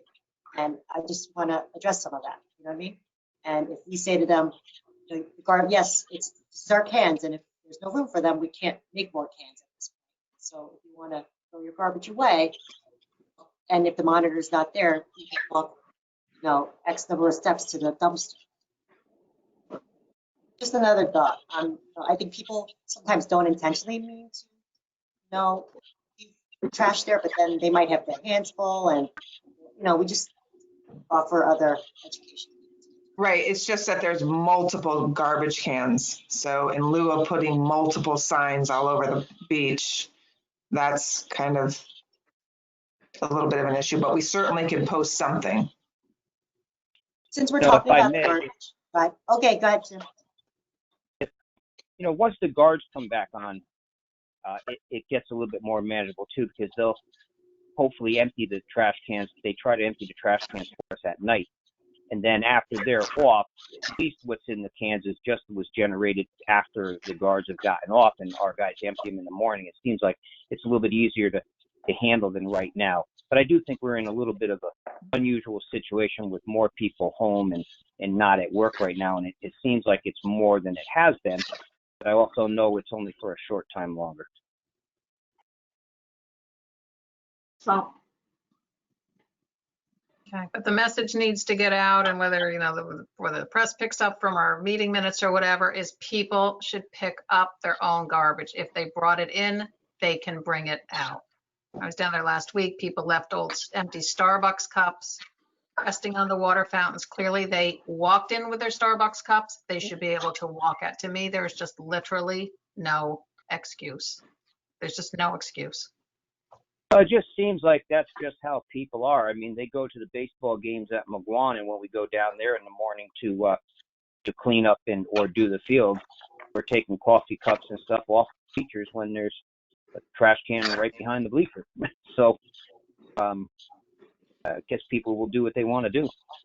Yeah. So I think we'll partner with the green team. They're going to go ahead with the coloring contest. They want to partner us to, they were behind the plastic bag ban. They're willing to help us take this on to get people thinking about it more. I think it's just unfortunately going to be a very long haul to get people to do what they should be doing. Maybe we should connect with the paper on this issue. You know, say something. Yep. Jamie? I don't normally, but I do think just, we really just had this like really full drawn out discussion with the green team last week and got their full support, and they like want to move forward with the campaign, even though, we're still putting the trash cans out there. And we're not like letting go. We're trying to come up with some fun marketing slogans it's just kind of like all happening right now. So we are actively working on some like fun ways to get the word out there, with trying to keep the message positive and not negative. Great, thank you, Jamie. Yep, I think this is something we really do want to keep after. Also, when the stuff is getting all mushed up like that, it's not necessarily being recycled. The bottles aren't being recycled from other things. I think it's something that we should really want to do to keep pride in our parks. Okay. Any last questions for Jim Flynn?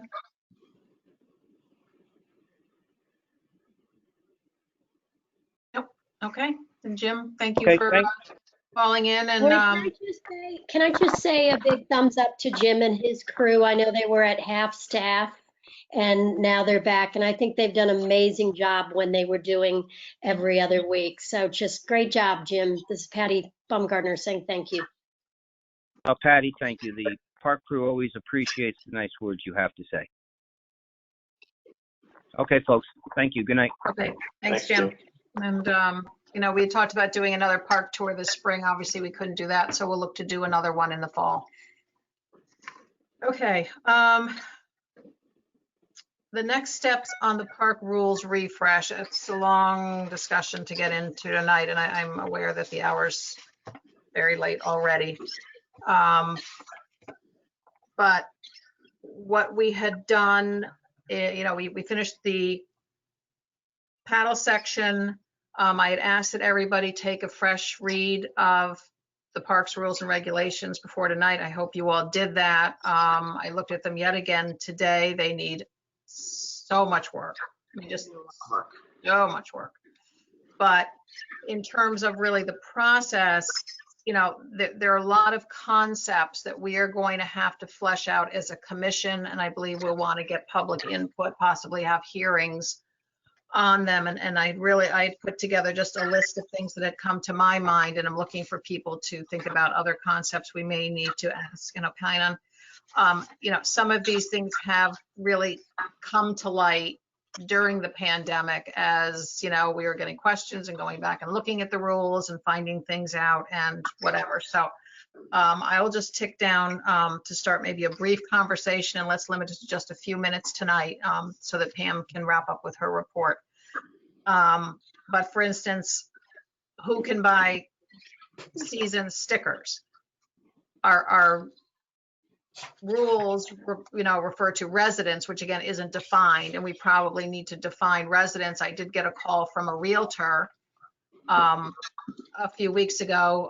The rental market in Darien ticked up significantly. He said, in all the years he'd been doing it, there are many more, people coming in, renting homes for about 3 months this summer, paying anywhere between $17,000 and $35,000 a month. And he wanted to, he had, assumed that they could buy a season sticker, but our rules don't actually lay that out clearly. Pam did confirm to me that that's our practice. If people can show a signed lease, we do sell them. But again, that's not defined in our rules. So that's something we really need to hone in on and define, like, what is a resident?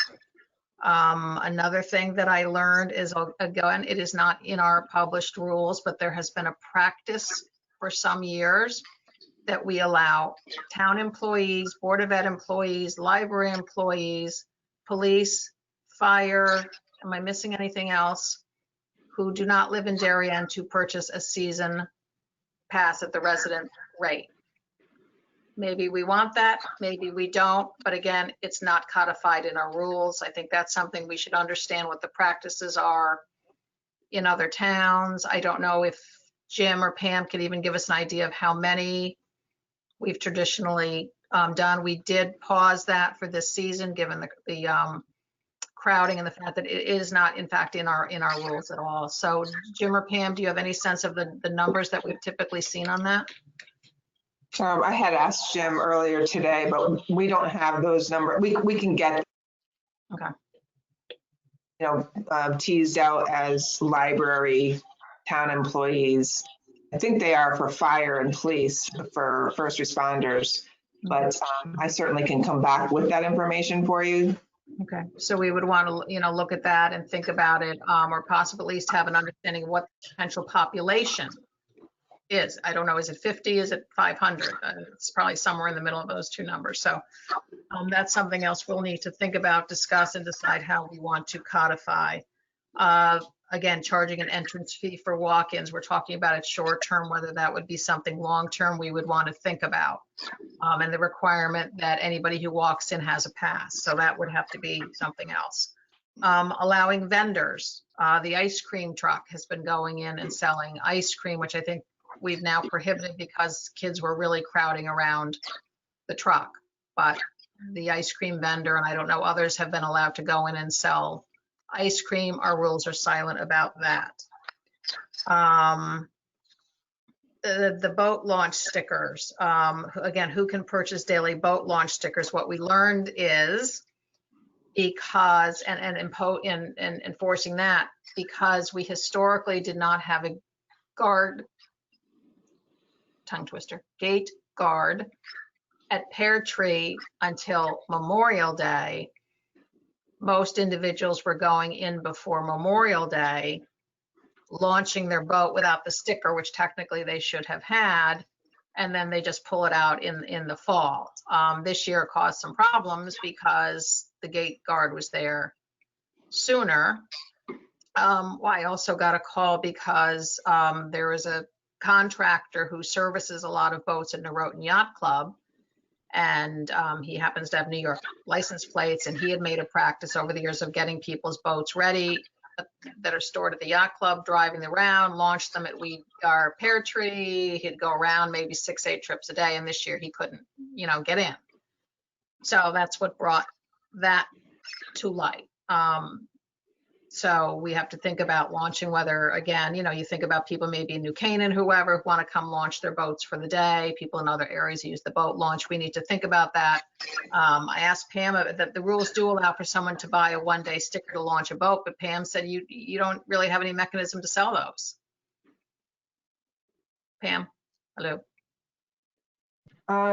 The daily boat stickers, you mean? Yeah. Yeah, we don't sell those. We don't sell those at the gate guard, at the gate. Right, but again, our rules say we offer them, but yet if someone wants to launch their boat on a weekend, there's no mechanism to do that. Are you talking Lori now during the pandemic?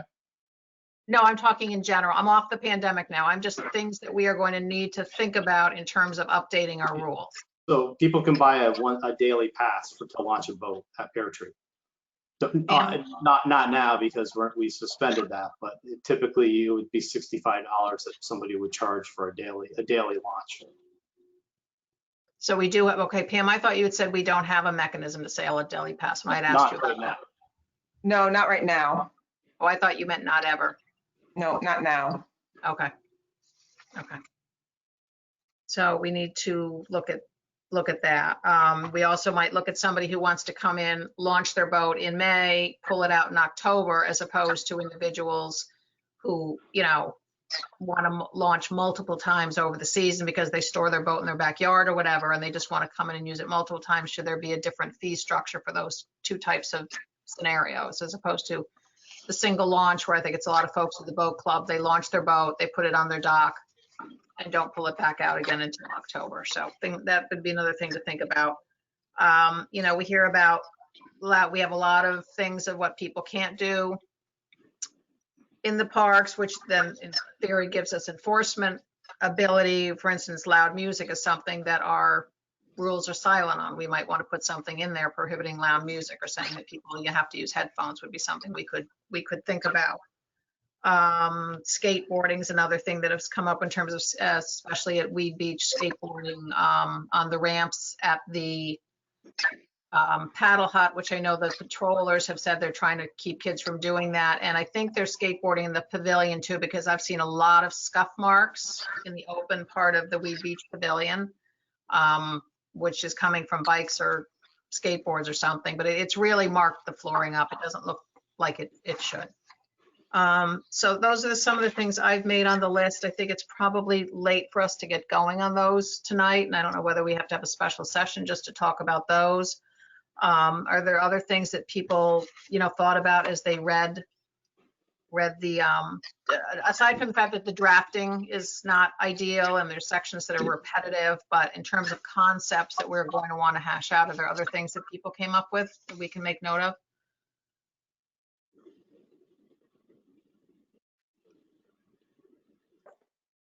Nope. Okay. So do folks want to have just a sort of a few-minute discussion on some of these topics now, or ask Pam and Jim to start, gathering information on some of certain topics that we would need to make the decisions? And the other one, I know, I skipped one over, is we don't really have in our rules, which gets back to what we talked about, is determining when the park is at capacity and can be closed, and who has the authority to do that. That's another thing that the rules are completely silent on. So. Okay, so thoughts from people on how, initial questions, thoughts, reactions, ideas, how do we proceed? I really need, the commission to get, engaged in this in terms of a path forward. Can we ask Pam to take your list back and your initial list back and come back to us with maybe just frame out some recommendations on some drafting around those items? That's fine with me. The only thing that I saw in the existing drafting is under boating regulations, it says that privately owned boats or other floating crafts may be brought into any park.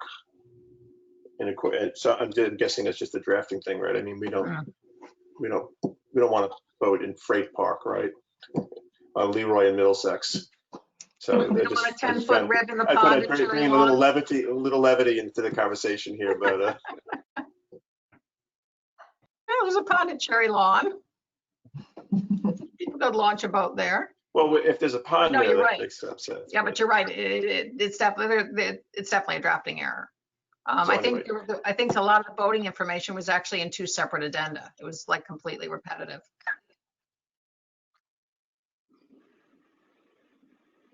Other thoughts, comments? No?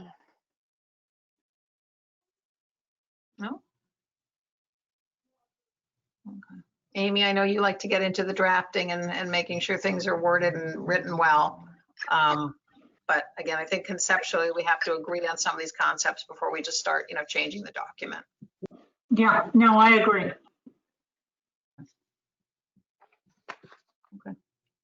Okay. All right. Well, then Pam and I will, I guess we'll start, Pam, with you and the staff working on some initial thoughts and recommendations. But I do believe some of these concepts we definitely are going to have to, we're going to want to get public comment on. And then, once we kind of draft rules, they're going to have to need updates, I think should be looked at by legal counsel to make sure we're on good footing. Okay. Okay, just Pam, you can give your director's report. There was a written report in the packet. Hopefully everybody read. If you just want to tick off some highlights. Right. It's late.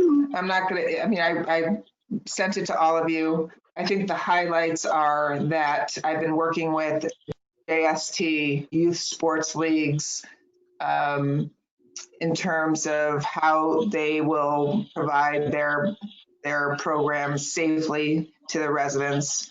They will put out their normal permit process. We will go through it. We will verify the safety protocols. everything is quickly opening up. So as of today, now it's 100 people that can gather outside, 25 inside. We are looking, at this point, our health director now has stated that it is safe to open our playgrounds. So most likely I will be doing a press release tomorrow to open the playgrounds for the weekend. I do need to get signage in place too before I do that, if I can get that done tomorrow. If not, I'll hold off for the week to make sure I can get the signage in place. Our picnic areas are going to be open soon. I'm looking to give Jim Flynn a week notice so that he can get picnic tables back out there. We don't plan on sanitizing the picnic tables. We don't have the staff for that. There'll have to be signage in place at each picnic area. It basically says to wash your hands thoroughly before and after a picnic. With a picnic permit, we'll make sure we put that on the permit as well, with certain language on that. Our paddle hut will be open. We do have to consider whether we have staff at this point to have a party, and of course, how many people we can have in the paddle hut safely, social distancing at 20 with 25. Concession stand, Rob has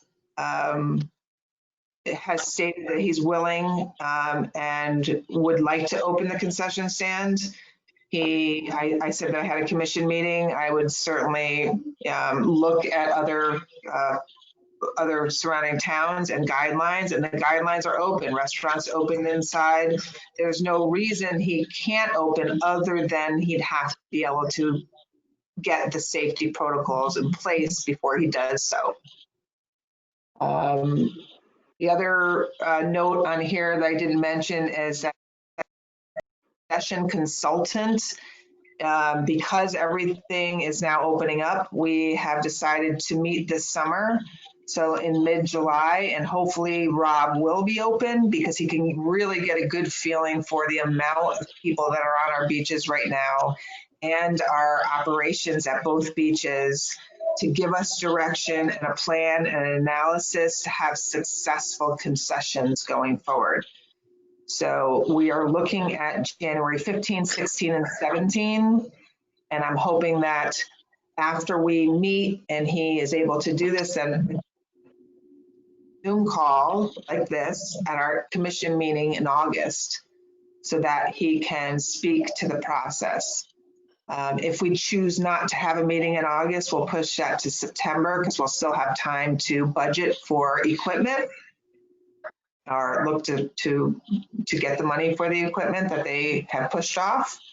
So those are about the highlights that I didn't, either they're in the report or I didn't add them in there yet. Okay, thanks. Questions for Pam? Pam, can you talk a little bit about, you said the signage, is that with respect to how use at your own risk because we're not clean? You said something about not cleaning. What is the signage about? Right, the signage is going to alert. Right, that needs to alert people that we are not sanitizing that equipment on a daily basis. I don't even know whether we will clean it on a weekly basis. I have to look into how other communities are doing that. But like, for instance, I believe it's Fairfield I talked to, they're opening them there this weekend. I asked about their cleaning protocol. There is none. The people have to come. If they're that worried about using the equipment, they shouldn't use it. If they're that worried about using the equipment, they should have hand sanitizer with them. They should clean before they go on the equipment, and they should clean their hands afterwards. And they have proper signage that they've sent to me that most likely, if we feel that that is a good sign and good message for the public, we'll copy those. So that's the holdup, just finding the wording that you could put in place to kind of tell people how. Yeah, yes, and I can get together some signs temporary to open the playgrounds. because I have the nice boards at Cherry Lawn, I can protect them from the weather in there. So I can get those done quicker than a sign company can, but I can have signs made professionally after that for the season. I'm just concerned because I think people are itching to get on those playgrounds. And, you know, the sooner we can get, if it's okay by the health department and the commission feels comfortable, I think that we should do it sooner than later. I have no problem doing a press release tomorrow, putting up temporary signage and getting them open. They're already using them. Every time we tape them, they tear it down. I know, but this way the people that are abiding by the rules can also use it. Yes. Yes. There. Since you're on the cleaning thing, there were some comments by residents about bathrooms, and just reading what's in the media that the bathrooms are really the problem spot for the spread of the virus. What kinds of things are we doing in terms of, I mean, I know that we had a schedule in place that we typically adhere to pre-COVID-19, but have you adjusted your cleaning schedule to kind of maybe that now we're having increased usage? What are the things that you're thinking about protecting our residents? We have signage at the beaches. We have at Cherry Lawn. What did you just say? I'm sorry. Hey, Pam, you just cut out. Can you say that again? We are cleaning the beaches bathrooms twice a day, and Cherry Lawn twice a day, which is not a usual schedule. And they are closed only when they're being cleaned. I don't know what else. We put messages inside the bathroom to clean their hands, wash their hands. Don't use the hand dryers for risk of spreading virus. Could you hear me? Yes. Okay, good. And it's pretty standard language from the surrounding towns.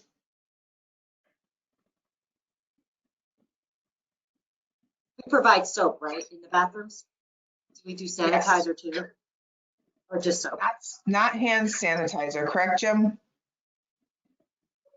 Yeah, no.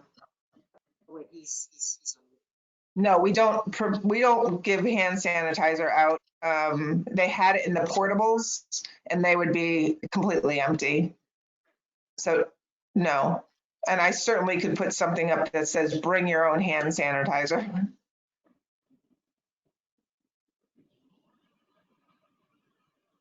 One other thing I wanted to add outside of this is that it's not in my report, is just as of late, and this is quickly, Corbin Corner, who David Genovese is involved with Corbin Corners. They do a lot of different programs in town, and they have asked me to join hands with them to do a initiative for the month of July for all residents of Darien for free exercise classes in the parks. And we worked it out. I think the plan looks pretty good. We're going to ask our instructors to see if they want to also get involved. They'll keep their paid classes because that's their jobs for us. But if they want to volunteer to also get part of the initiative, we'll have a full month of boot camp, yoga. I forget what the other class was, but you'll see a list that we're going to put together. They're all free, and they'll only be asking for donations for a social equality group in terms of raising money for that initiative. So we should see more of that. And I didn't want to surprise you with that. So I think I'm very excited about it. I think it's just a great thinking outside of the box for residents that have been cooped up for months. It's great. Thank you. You're welcome. That's all from me. Okay, any more questions for Pam? Okay, all right, well, I'll just bring this home then. I don't really have too much more to report than all of the many things we've talked about this evening. I did attend the monthly meeting of the Coastal Commission on Monday. Discussion really was largely around what's happening in the waterways, great interest they want to know about the beaches. We got updates about boating, which again is exploding this year. Tom Bell reported that, he's gotten dozens of calls from people said, I just bought a boat, I need a mooring, which it doesn't work that way. There's a multi-year waiting list. But boating is another activity that people have a keen interest in and is, particularly active this summer. Interestingly, the representatives on the commission that are in the boat club did say they've not yet put out their picnic tables and that they said they were waiting for the town to put out ours and we put out ours and they're going to put out theirs, which I'm not sure what one completely has to do with the other, but they seem to want to be taking our lead. So that was really the focus of that meeting. I just really want to take a few minutes to commend, Pam and Jim and Jim. They're always busy. This has been so extraordinary. The situation's changing, daily, weekly. We've just had so many things come up that we've had to field and figure out on the fly, make the best decisions we could, no matter what decision's been made. We've gotten, and I would not say at all we've been flooded with emails, but I'd say, here and there a few, but definitely the balance between people who think we're being too restrictive and people who think we're not being restricted enough. So we're trying to strike the best balance that we possibly can, again, with the support of Jamie, our health director, our police chief, and all other knowledgeable parties. So it's been a lot to deal with, to be honest. Pam's been amazing. We get the text messages from the park monitors every night, sometime between 8 and 10 p.m. Pam forwards them to myself and Jamie, so we keep a real good pulse on what's going on. I'm trying to get down to weed and pear tree as much as I can between my work schedule, which has been pretty challenging. My observation is, the parks are busy. I mean, my home office, which I now use, those windows, I look at the sidewalk of Nearwater, so I do see what's going on. The traffic is definitely, the foot traffic is, but it's people out enjoying themselves. And I think that's what we should be encouraging as long as they're not dangerous behaviors. So I would just really urge everybody to please stay engaged. Please check your town email several times a week. There's a lot going on, and we need to know that you're engaged and staying up to date, and that you can make yourselves available if need be, because it's possible we'll have to make some decisions on the fly depending on how things progress. And I just need to know that you guys are all, checking in and touching base. So it's hard for Pam when she's so busy, and, we're texting in the middle of the day to make sure we have a quorum. So I really just urge everybody to just, check your town email or however it is, we stay in touch. It's just really more important than ever right now, so that the burden doesn't, fall back on Pam, because it's her capable shoulders that they seem to land on, and she seems to be working pretty much 7 days a week, and it's been a lot. So I think that would be my closing message for this evening. Okay, so any final thoughts or comments, or I will take a motion to adjourn. Great job, guys. Okay, thank you. Who's going to give me that motion? Mike. I move to adjourn. Okay, second. No second? Nobody wants to adjourn? Sure. Amy, okay. And Jamie Gore, you do need to roll call it. All right, Sarah? Yes. Lori? Yes. Mary Louise? Yes. Susan? Tier? Yes. That's everyone. We get Amy? She's second. Oh, okay, that's right. Okay. That always messes me up. That Okay. Jamie, Everybody. so on top All of right, it. thanks. Good night, everybody. Thanks for your patience. Bye, everybody. Bye. Very well. Thank you.